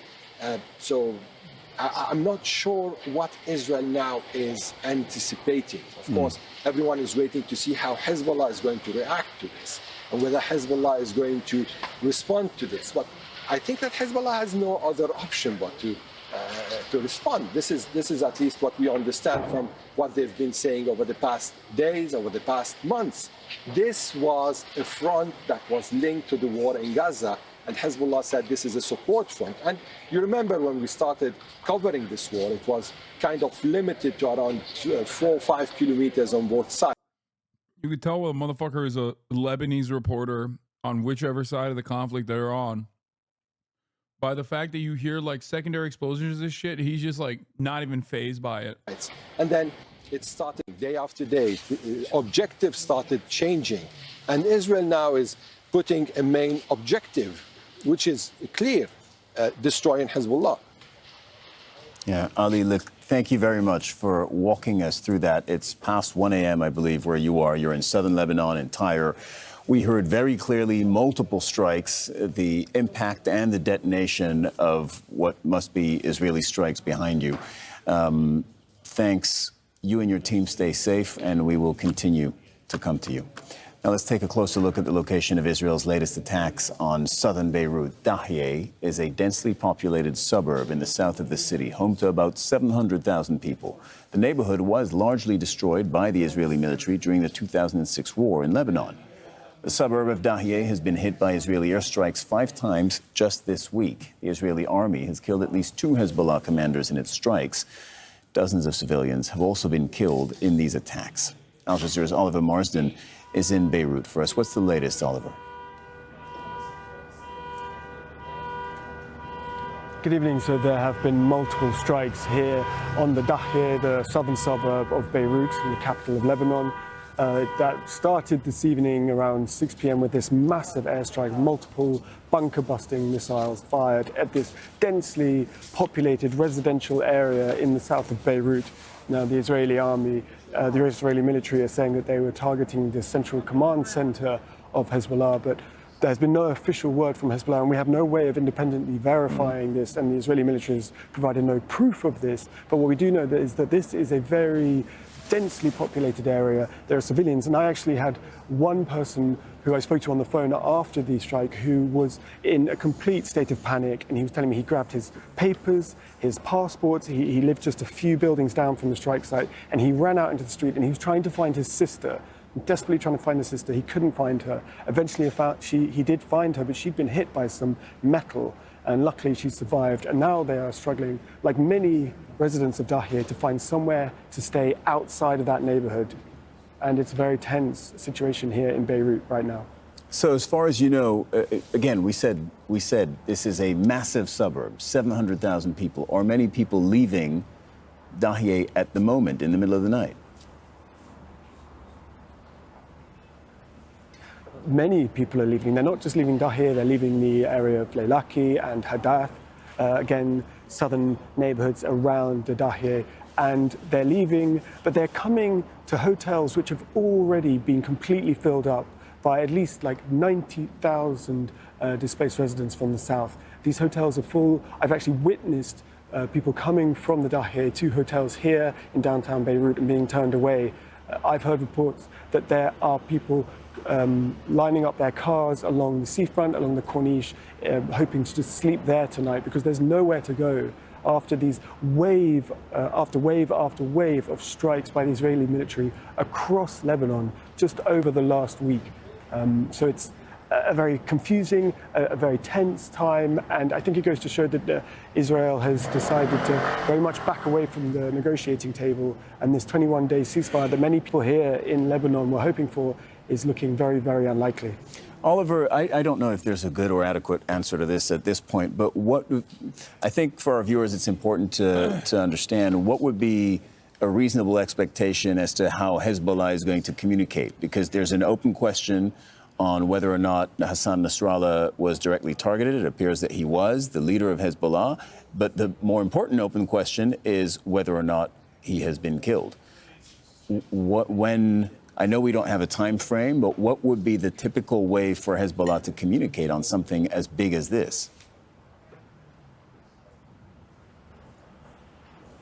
Well, usually when there is a strike of this sort of magnitude and an event like this, we would often hear, I would say within 24 hours from the Hezbollah media department, they often put out statements. But as we say, there's really no way of knowing right now. This is an unprecedented attack. Nothing has been this large in Beirut since the 2006 war, apart from the non-nuclear explosion in the port. But this is an attack on a different scale, on a very densely populated civilian area in the south of Beirut, multiple airstrikes tonight. So in terms of communication, there's very little I can say right now, there's very little we know, but I'm sure we will be hearing something in the next 24 hours, and many people in Lebanon will be listening very closely for that. Would you say that the mood in Beirut and beyond has changed since that strike?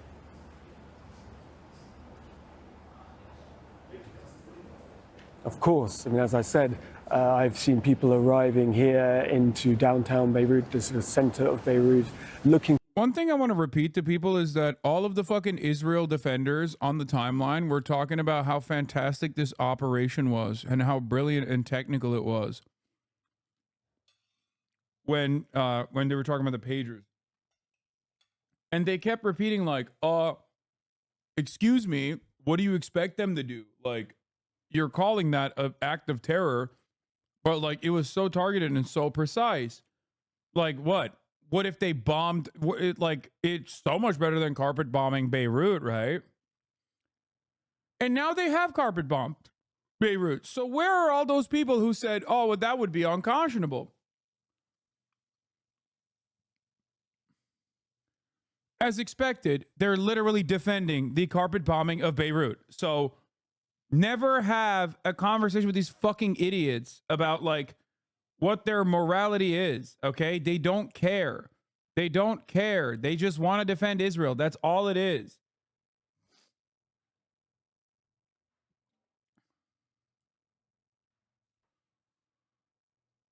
Oh my God, dude.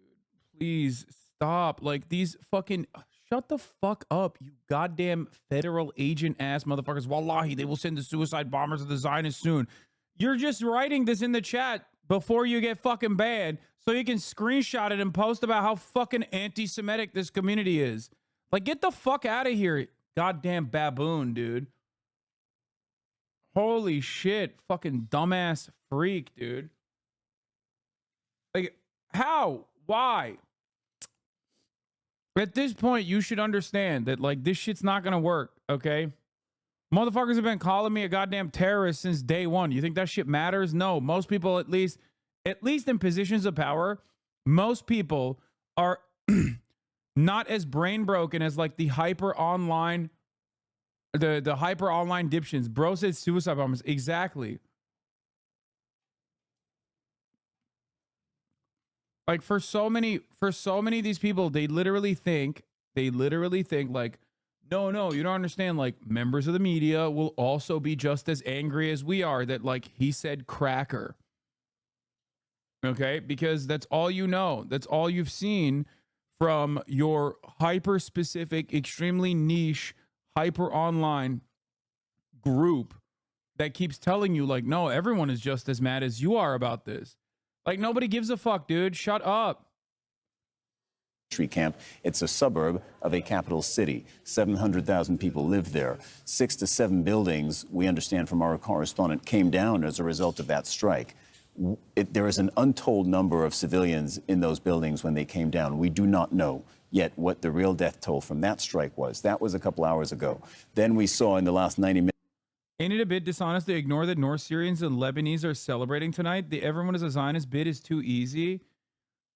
Oh, I'm sorry. I didn't fucking factor enough of the people that don't like Hezbollah in fucking Syria and how they factor into the equation. Instead, am talking about hundreds of fucking people that are currently living under rubble as Israel is currently still continuously bombing Dahia. Wow, dude, I can't believe I didn't bring that shit up. Everyone is a Zionist, no. Like, shut the fuck up. How do you... Bro, you have nothing. You have nothing. You have no counter. You're like, look away from the explosion that you are watching that happen in real time. And think about like the Syrians celebrating. Warfare all my life. I was born in. Yeah, I don't give a fuck who's celebrating, asshole. Hundreds of civilians are under fucking rubble right now. My tax dollars paid for it. Dumbass. Moment, I think that. Sorry, I'm going to cover the fucking human toll. Not only because of the Gaza year that we've just experienced, the brutality and the savagery of that. Not only because of the total fracturing and threshing of international law and human rights protections and UN resolutions by Israel and completely that whole post-World War II order that the winning powers in World War II, the Western states created to make a safer Just world. fucking call someone a terrorist and move on, brother. And everyone in their vicinity gets fucking lasered into orbit or just collateral damage. That's it. That's it. That's what the designation of terrorism is for. Okay, that's the exclusive purpose of it. 300 plus civilians dead under the rubble. No way of fucking, solving that problem. And people are just like, but think about it, all the people that are celebrating. Like, I don't give a fuck. Fuck those people. Okay, those people suck my dick. All right.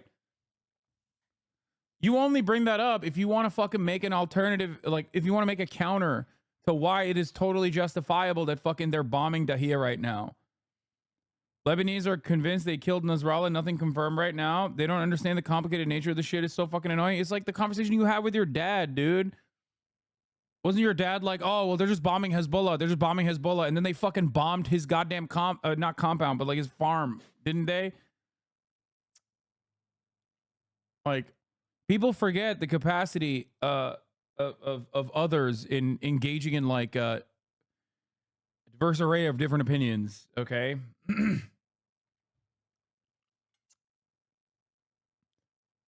It's silly to say that like everyone universally loves Hezbollah in Lebanon. They don't. Okay.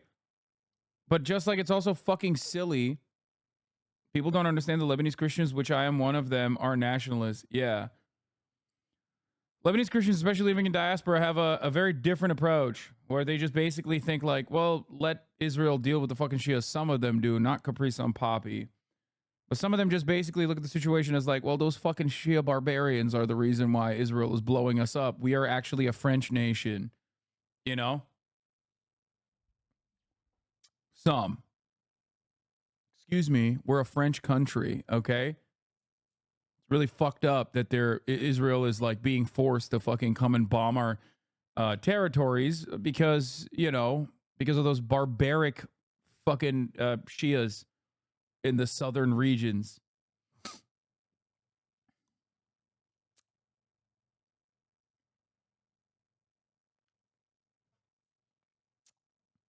There's a conversation that needs to be had one day on stream. I have argued with you about Iran, Hezbollah, and their bullshit for literal years. Yeah, we hate them, but you will never, ever find a group of Middle Easterners celebrating. Dude, no one there likes the Israeli occupation and colonial genocide, no matter who is directed against the Middle East. Exactly. That's why it's so fucking stupid when people are like, no, you will always be able to find like a group of psychos, okay? You will. You'll always find a group of psychos anywhere you go.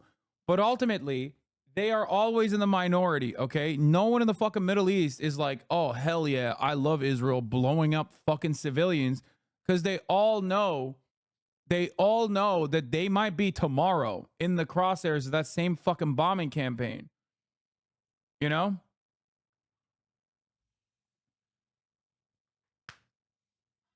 It's so stupid.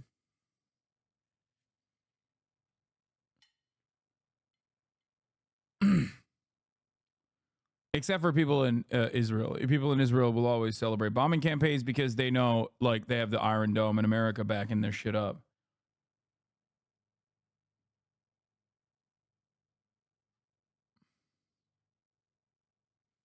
Capabilities, we don't know. Their condition? How badly have they been hit? They've obviously taken a hit, but how bad that is, we don't know. Well, that's, Rami, if I can jump in, that's exactly what I was going to say. I have no idea what I'm watching right now. Yes, I understand Syrians what's have on fought the against screen. Hezbollah because they We're committed watching massacres, but doesn't mean we support Dahieh, Israel. We're watching No, southern exactly. suburb of Beirut, where hundreds of thousands of people live. We know that Hezbollah is entrenched in that neighborhood. Yes, of course, we know all that. And we know the strikes that we have just seen in the last few minutes. And they were very significant. And there is no way of telling at this very early hour what the human cost of those strikes would be and what the death toll will be. That's not what I mean. The question I'm putting to you is, what's going on? It's happening in the moment. We just don't know where this is taking us. Well, what I just mentioned is kind of a preface to the main point, which is that also, everyone will sing a different tune if Israel invades Lebanon. There might be some in Lebanon that will say, oh, it's Hezbollah's fault that Israel is invading Lebanon to begin with. But there will be plenty of others who remember, once again, a time when Israel invaded Lebanon and Hezbollah was the only fucking line of defense. That's why they're the big bad here, okay? Not because of what they've done in fucking Syria. You think Israel gives a shit about Hezbollah's actions in Syria? Like, oh man, the Syrian population is being slaughtered. Yeah, that's definitely something Israel cares about. Bro, they fucking bombed Damascus like weekly. What are you talking about? They don't care. They don't care about anything, At the end of the day, you literally look to who the big bad is in the region if you're a Middle Eastern person, and you recognize that Israel, which is the weapon of the United States of America and its imperialist endeavors in the region, you know what it looks like when America comes knocking on your fucking door.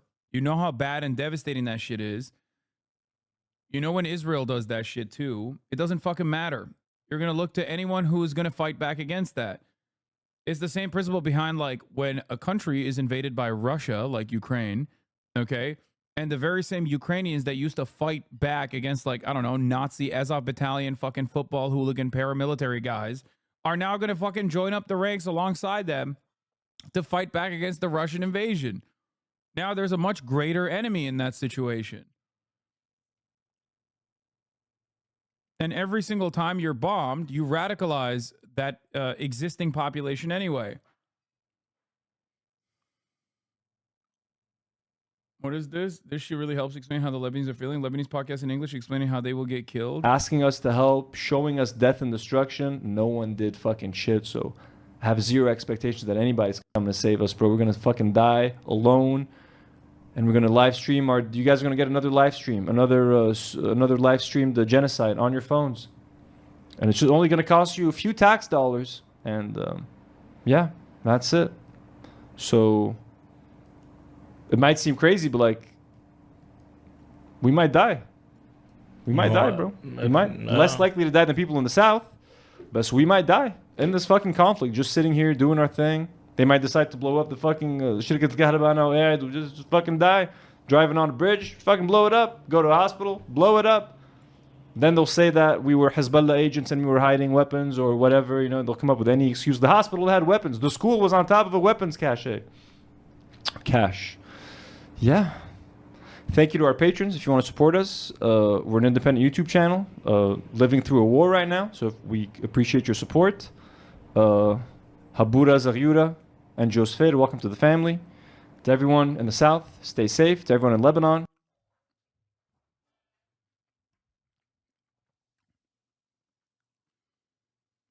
that's it, bro. It don't matter what your fucking background is. Like, you don't have to be a fucking card-carrying Shia Hezbollah supporter, dude.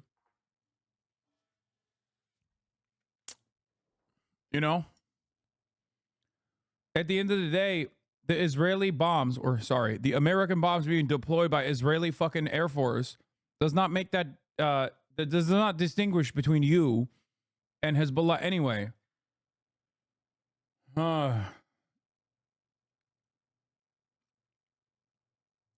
That's why I kept repeating. This is the same shit that they did with Hamas. But it's so funny that that happened only 12 months ago at this point. And some of you dumb motherfuckers are literally coming in here and repeating it for Hezbollah. How? Like, did y'all forget the past 12 months? Oh, why is Hamas fighting back? Why is Hamas fighting back? If it wasn't for Hamas, Israel wouldn't be doing this. After fucking 50,000 plus executions, many of you at least had the decency to shut the fuck up about that. But now, I feel like we hit a fucking reset. We hit a fucking reset. We flipped the switch. Now everyone's like, well, it's Hezbollah. Hezbollah. That's the reason why it's happening. If it wasn't for Hezbollah, they would just stop. Israel would just stop if it wasn't for Hezbollah.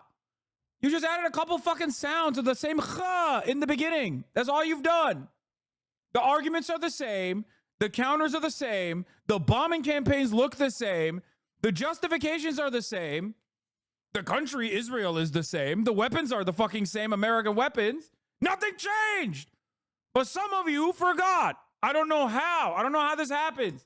What's next? When they do this to fucking Jordan tomorrow, you're going to be like, well, there's Palestinians in Jordan, bro. I'll have you know. Maybe they have a different group out there. Maybe they have a Alhamdulillah in fucking Jordan. Okay? Sorry. That's another Kha group. They have to kill them. They have to bomb Jordan now.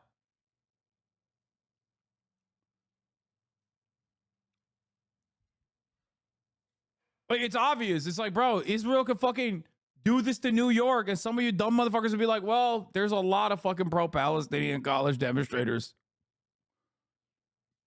Okay?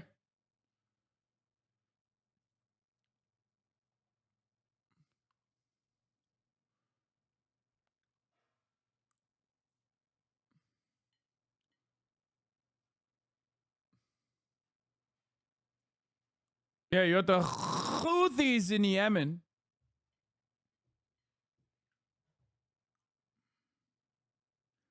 And yeah, you have the students at Columbia University, dude. You know, you never know. You never know, dude. HasanAbi, of course.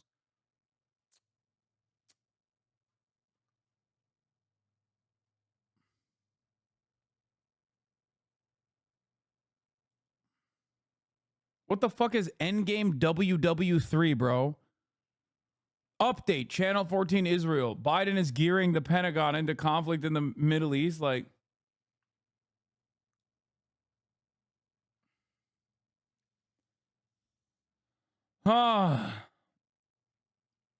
it's crazy to me. It's like, it is literally the same shit. There is no difference, brother. There is no difference. The only difference is like, Lebanese people have more fucking contact with like Europe and America, and there's more in diaspora that is not as united against Israel. That's the only difference, okay?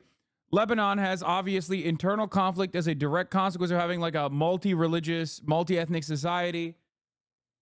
So there's always going to be more louder naysayers, just like that fucking Lebanese dipshit that was on from the Middle Eastern Institute that went on CNN the day of the Patriot attacks and said, this is wonderful. Yeah, dude, that doesn't mean he's like not a fucking animal.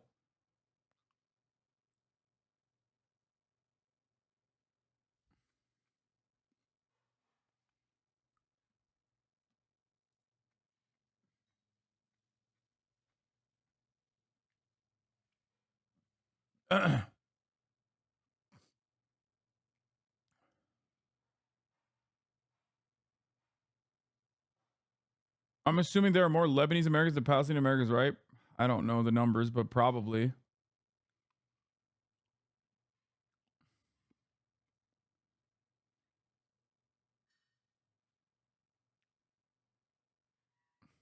When it comes to where this is going to lead us, Israel has said that they are not going to stop and that their window of opportunity for Hezbollah is now.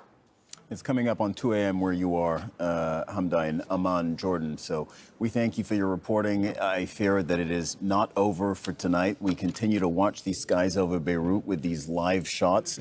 Al Jazeera's Hamda Salhout, thank you very much for that. Let's go to Ali Hashem, who's in Tyre in southern Lebanon. And Ali is now taking shelter. So he can't come to us in vision, but we are going to be able to hear you, Ali. What are you learning? What can you tell us? Well, Cyril, just like we were talking in the past hour, several airstrikes, and actually there were some explosions around the hotel where we are, where are. And of course, it's becoming really very, very hard to cope with it for now, given the fact that the number of explosions are huge. And it's just a war. It's becoming a full-fledged war. We can feel it, even as journalists. We can feel it. The fact is that is really working. It's been hitting all across the city, the area and the inhabitants of Tyre. And as I told you, there's been explosions around the hotel where we are right now, where most of the journalists are. We're all safe. There's no problem.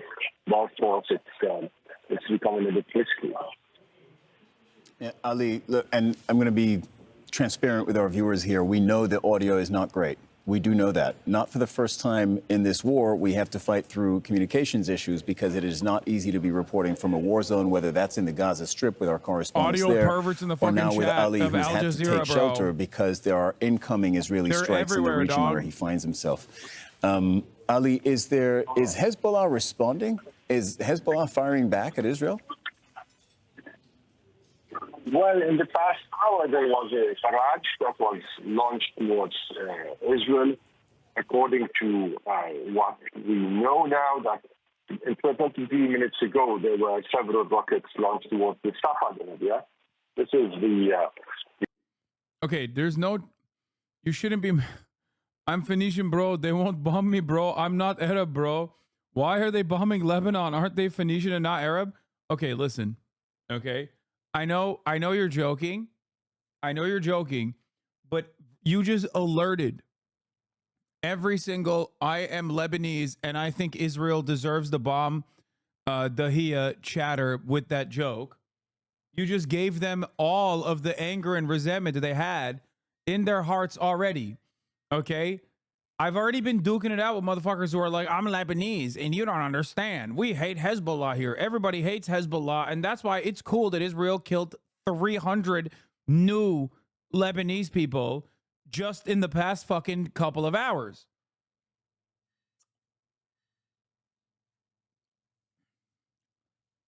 It's usually those motherfuckers who are like, I'm Phoenician, bro. It's different. I'm Phoenician, dog. Is different, like, you know. I know my NBC piece is live. It was live earlier, too. Where Israel has been striking multiple targets throughout the day, including one massive blow. That was a couple hours ago on what Israel says is a command and control center for Hezbollah. There is still speculation at this hour as to whether Hezbollah chief Hassan Nasrallah was there when the target was hit and whether or not he survived that attack. Reuters reports that, yes, he did survive. There is also speculation in the Israeli media that says otherwise. We are not able to give you a confirmation one way or another at this moment, and Hezbollah is staying absolutely quiet on that particular issue. You are noticing, of course, in the distance, fire burning, which is the aftermath of an Israeli strike in Dahye. Let's go to Hala Jaber, a former correspondent with the Sunday Times and author of Hezbollah, Born with a Vengeance. You're joining us from Beirut.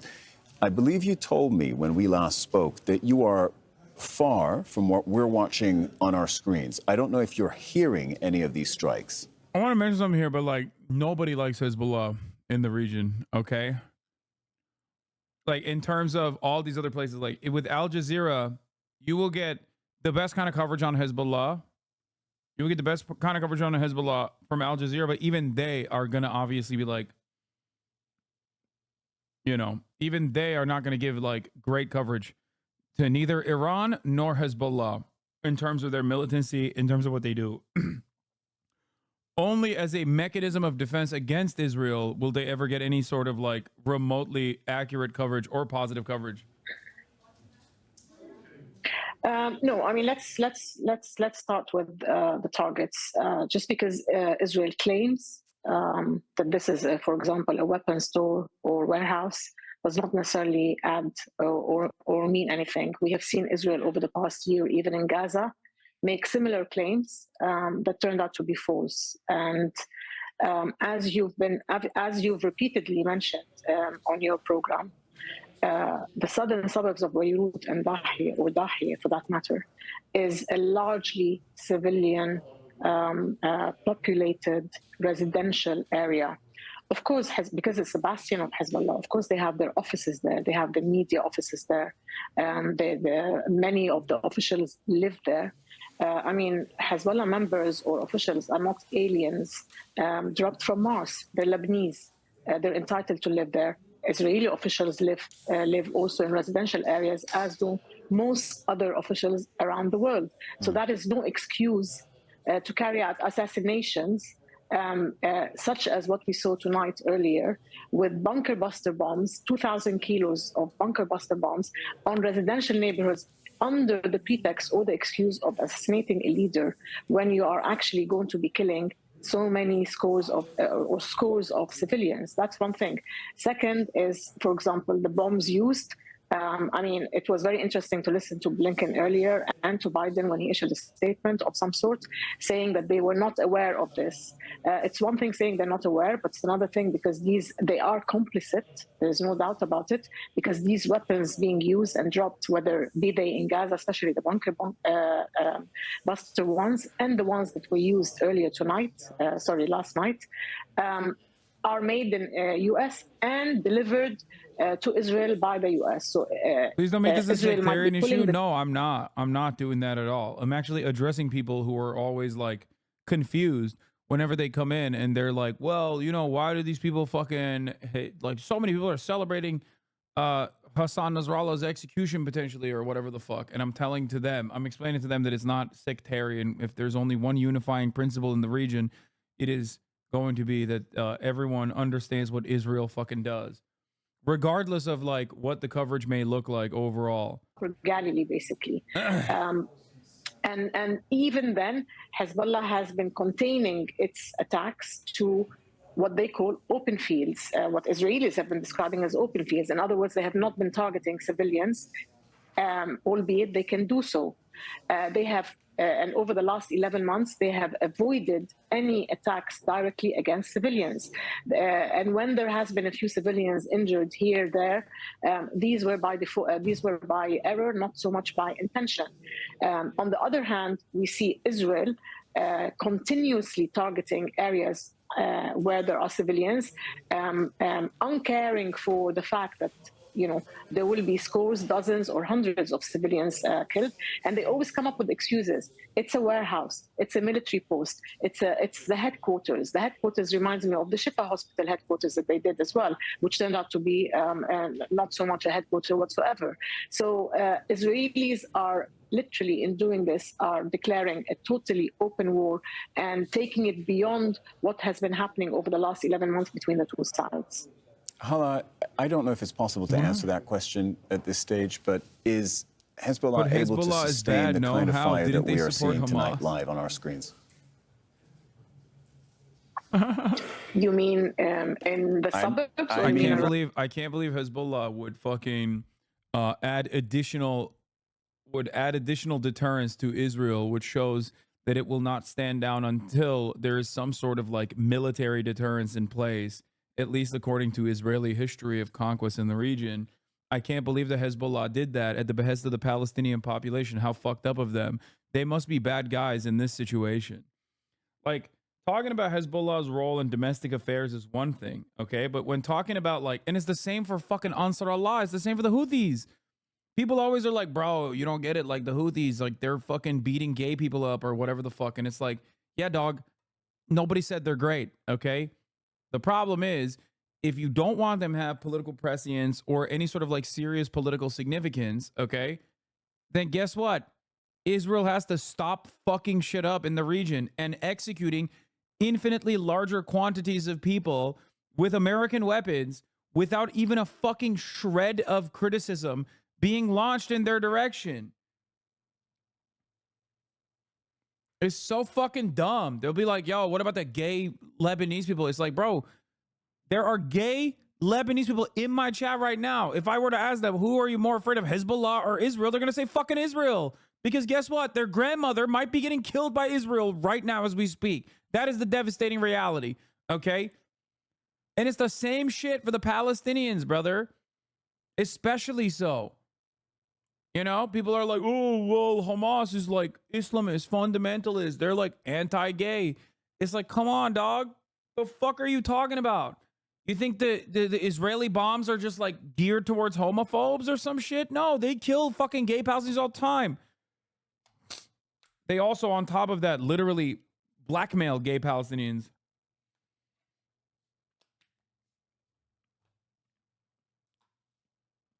They'd use revenge porn on gay Palestinians to fucking use them as collaborators. Go ahead. No, go ahead. Okay. Yeah, I was just saying, back to your question, will they sustain it? I mean, listen, the hits in the last few weeks, again, there is no reason, I wouldn't want to sort of diminish them or make light of them. They were serious hits. And no, yes, but you've made your point and you've put it in. Hala, I thank you for that perspective. They won't crumble. But they won't crumble. That's I understand what you're saying, and I think, and that's actually what my question was aimed at drawing out of you, which is Dahieh has sustained far, far worse. For people who remember 2006, yes. Entire parts of Dahieh were leveled. And in fact, what the way the Israeli military conducted itself at the time and the way it chose to conduct that particular offensive gave its name to what's called the Dahieh Doctrine, which is essentially the Correct. idea that Israel is going to inflict very heavy damage on civilian targets, and the idea being hit the infrastructure of Hezbollah to try and cut them from their support base. It didn't work. Clearly it didn't work, but that was the doctrine. Hala Jaber, former correspondent with the Sunday Times and author of Hezbollah, Born with a Vengeance, thank you so much for your perspective. It is now just past 23 GMT, and if you're just joining us, let's recap our breaking news story out of Beirut that's been unfolding throughout this evening with new developments over the past hour. Israel has struck the densely populated suburb of Dahieh in the south of the city again with multiple airstrikes. Now, these are the latest pictures of the area where Israel's military says it is striking sites belonging to Hezbollah. It claims the group has stored anti-ship missiles in the area. The latest strikes follow the heaviest bombardment by Israel of southern Beirut yet. Airstrikes hit several residential blocks in the Dahieh neighborhood. The explosion could be heard throughout the city of 2.5 million people. Israel says it was attacking a Hezbollah command center, as Dorsa Jabari reports.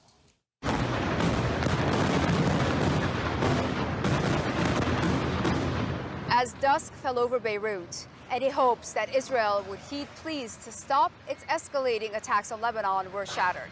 Holy shit. 10 massive... New York Times, Israel's attempt to kill Hassan Nasrallah, the leader of Hezbollah, on Friday came after its government received information indicating he had just convened a leadership meeting at an underground facility south of Beirut, the Lebanese capital. Initial assessment of Israeli intelligence agencies is that Mr. Nasrallah has been killed, 5 Israeli officials said, but they cautioned that assessment was preliminary and may yet change.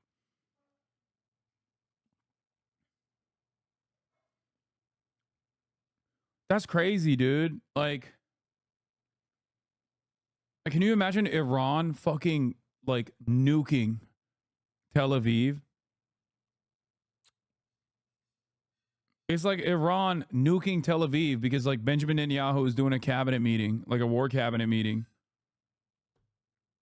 It's just crazy. What do you think? Do you think he's dead? I don't know.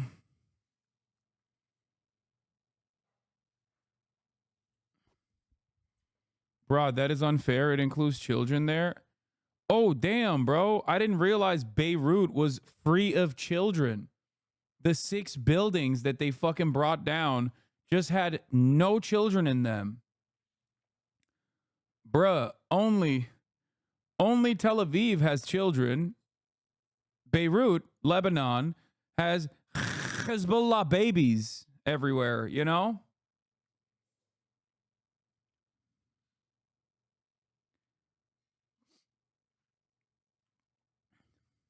Famously, Arab kids don't exist. Or Phoenician kids don't exist. That's not how this works, you know?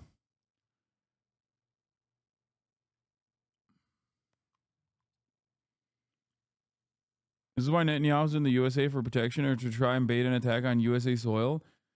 No, Benjamin Netanyahu's in the United States of America because he's here for the UN General Assembly so he can sit on top of these like supposed international institutions that are supposed to abide by like the standards that the Western world agrees upon and just put his fucking nutsack on the table, which is precisely what he did.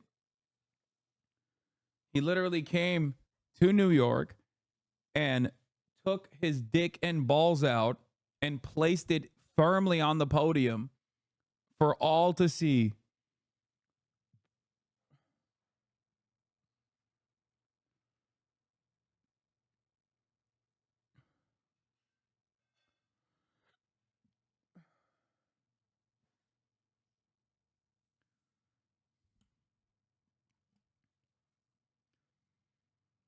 You know?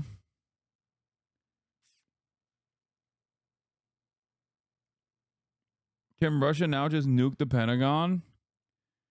Dude. No, of course not. Russia is a foreign adversary. They're not allowed to do anything. Even though, because they're outside of the scope of American influence, they do get to do everything with zero repercussions. Because when you put all of the repercussions that can be placed on Russia, it seemingly doesn't stop their fucking escalation.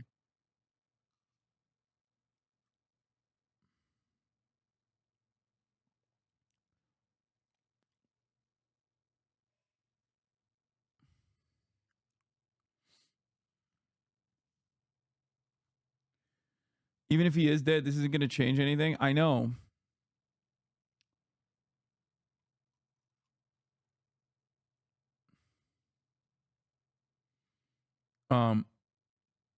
I think Izzy isn't targeting Nasrallah at all. It was just an excuse to drop bunker busters and make public stop talking about the past week of war crimes. No, I think they were actually targeting Hassan Nasrallah for sure, but they're gross and you know, insane and don't give a fuck. They are desperately swinging for a W, chat. They are looking for a W. Any W they can get. If they decapitate the leadership of Hezbollah, that's a W. It's not real. It's not like real military deterrence. They don't give a fuck. Okay? They're just, one, on the PR front, looking for a W desperately to get the Israeli society back on board. Okay? And beyond that, maybe even finding righteous cause for a military takeover and a permanent occupation, with settlers inevitably moving into back into their homes in northern Israel and maybe even southern Lebanon. How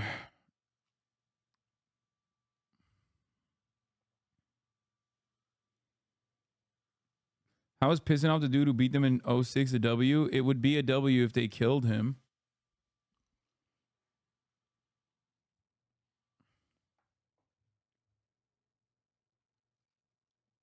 Israel is very cowardly in the way that it works.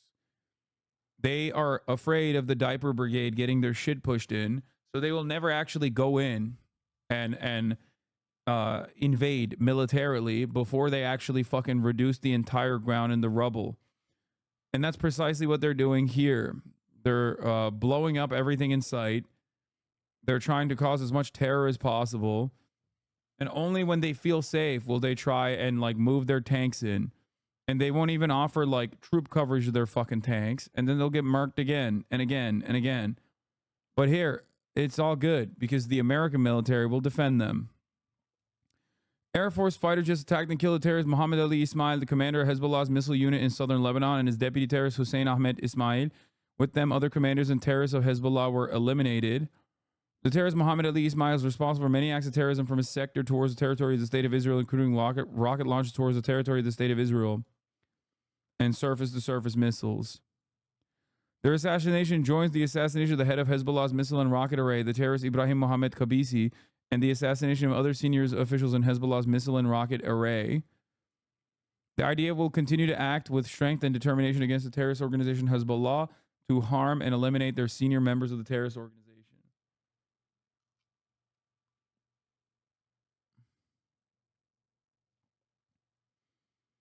What does Hasan mean by diaper brigade?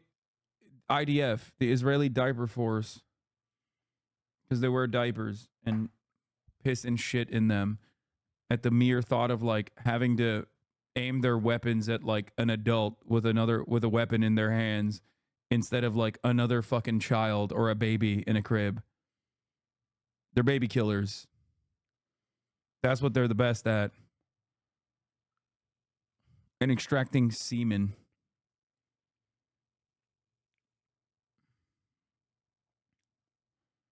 Anyway.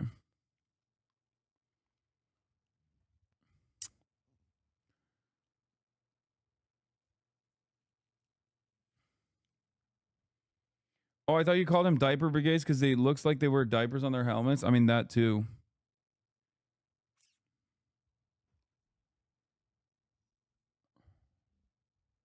Did I join the stream at a weird time? Yes, because at the top of the hour, there's a 3-minute ad break. And you just joined at the time as I was about to serve it.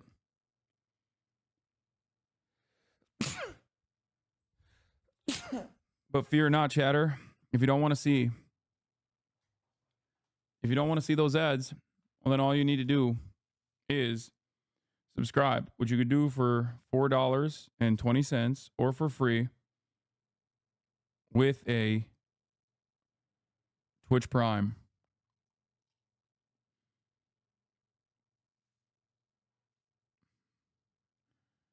You can also get gifted a sub if you're lucky. Here's a 3-minute ad break now. That's not a joke, chatters. This semen shit exists from the suburb. Listen to me, guys. We will never surrender to the Zionist entity. And if they put us between the sword or the humiliation, we will never choose a life about like senseless bloodshed. He has contributed to it as the president of the United States, and he will continue to contribute to it as the next president of the United States if he wins. So, you know, every now and then he might arrive at like a reasonable position or at least present himself as someone with reasonable opinions on a matter, but that doesn't mean that he's ever actually reasonable. They're leveling parts of Beirut right now, many strikes. Oh, shit. On several aspects with Hezbollah, but Israel has been attacking there. And mainly those who are being killed are They're civilians. fucking blowing up your the number country, of bro. civilians that's been killed They're blowing up over your the country past right now. days is massive, around 750 in just 3 days. Austin just And walked now, in. God knows how many were killed in the attack in Beirut, and the attacks that are already taking place now in Beirut and in Tyre and in other cities. Yeah, Ali, Before actually, you I'm very guys glad ask, that you brought yes, that he's up. still riding with Kamala Harris, Around okay? 700 people have been killed in Lebanon in the last little under a week since Israel has sharply escalated its attacks. Wait, what? You've unendorsed on her? The country. And oh, he's saying he there is no unendorsed way of her. knowing He's how not many people have no longer died in the endorsing Kamala past 2 Harris, but hours as we see direct but hit still on voting for direct her. hit on Dahieh. And Ali, who's still with us on the line, is reporting that there are also hits in the southern part of Lebanon. How many people have been killed in those attacks? We don't know. Certainly in the case of Dahieh, we continue to say it is a densely populated suburb. 700,000 people live there. Some we know from our teams on the ground have been fleeing, and we are seeing massive fires burning now. After multiple strikes, I have counted in the last hour possibly a dozen strikes. Who knows what the human cost of that is? Ali, has in the last 2 hours or so, since this has ramped up even further, has Hezbollah said anything? Has there been a statement, any communication from them at all? Well, there was a statement from Hezbollah that we just saw maybe 30 minutes ago that stated clearly, let me just read, from this statement that they deny the false claims made by Israel about presence of weapons hidden in the civilian buildings struck by Israel in Beirut's southern suburb tonight. So this is the first statement in this regard by Hezbollah, aside from the statements that the Hezbollah media warfare is issuing whenever they are attacking or they're launching attacks with rockets towards Israel. Of course, today we know from Hezbollah that they launched 8 attacks, including one on the what they call the settlement of Sa'r, on Kermail, on the city of Safad, and also significantly on a military base on the border with artillery, which was a signal from Hezbollah that they are still present on the border. Of course, that has a lot of significance here, given the fact that this war is not just only about airstrikes. It's also about what's being anticipated of a possible Israeli ground operation that many are speculating about. How is it going to be, and how wide would it be, and would Israel really be able to get into the Lebanese territories, and from where?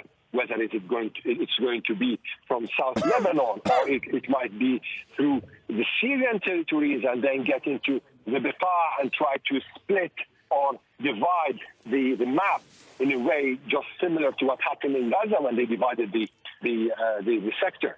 So these are big questions now, and people are just waiting to see what Hezbollah is going to say, because Hezbollah is the party right now that is fighting from Lebanon. So we are just listening, hearing from Did Israel give evacuation notices? Yes. Still, the big things aren't being said. Not that it fucking matters, bro. What do you mean? Over the past years, we know that the Secretary General of Hezbollah, Hasan is the man who... This is what it looks like on the ground. ...direction or tells those people... Martyr Square, Hamra. And actually even the people of Lebanon who are following this war... Like, this is precisely, this is the Gazification of Beirut. This is the Gazification of Lebanon, okay? They are turning the entirety of this sovereign state into Gaza, making people move from location to location. First, they made people in southern Lebanon. Israeli airstrikes near where you are, not far from First, they made people in southern Lebanon move to Beirut. Then they started bombing Beirut.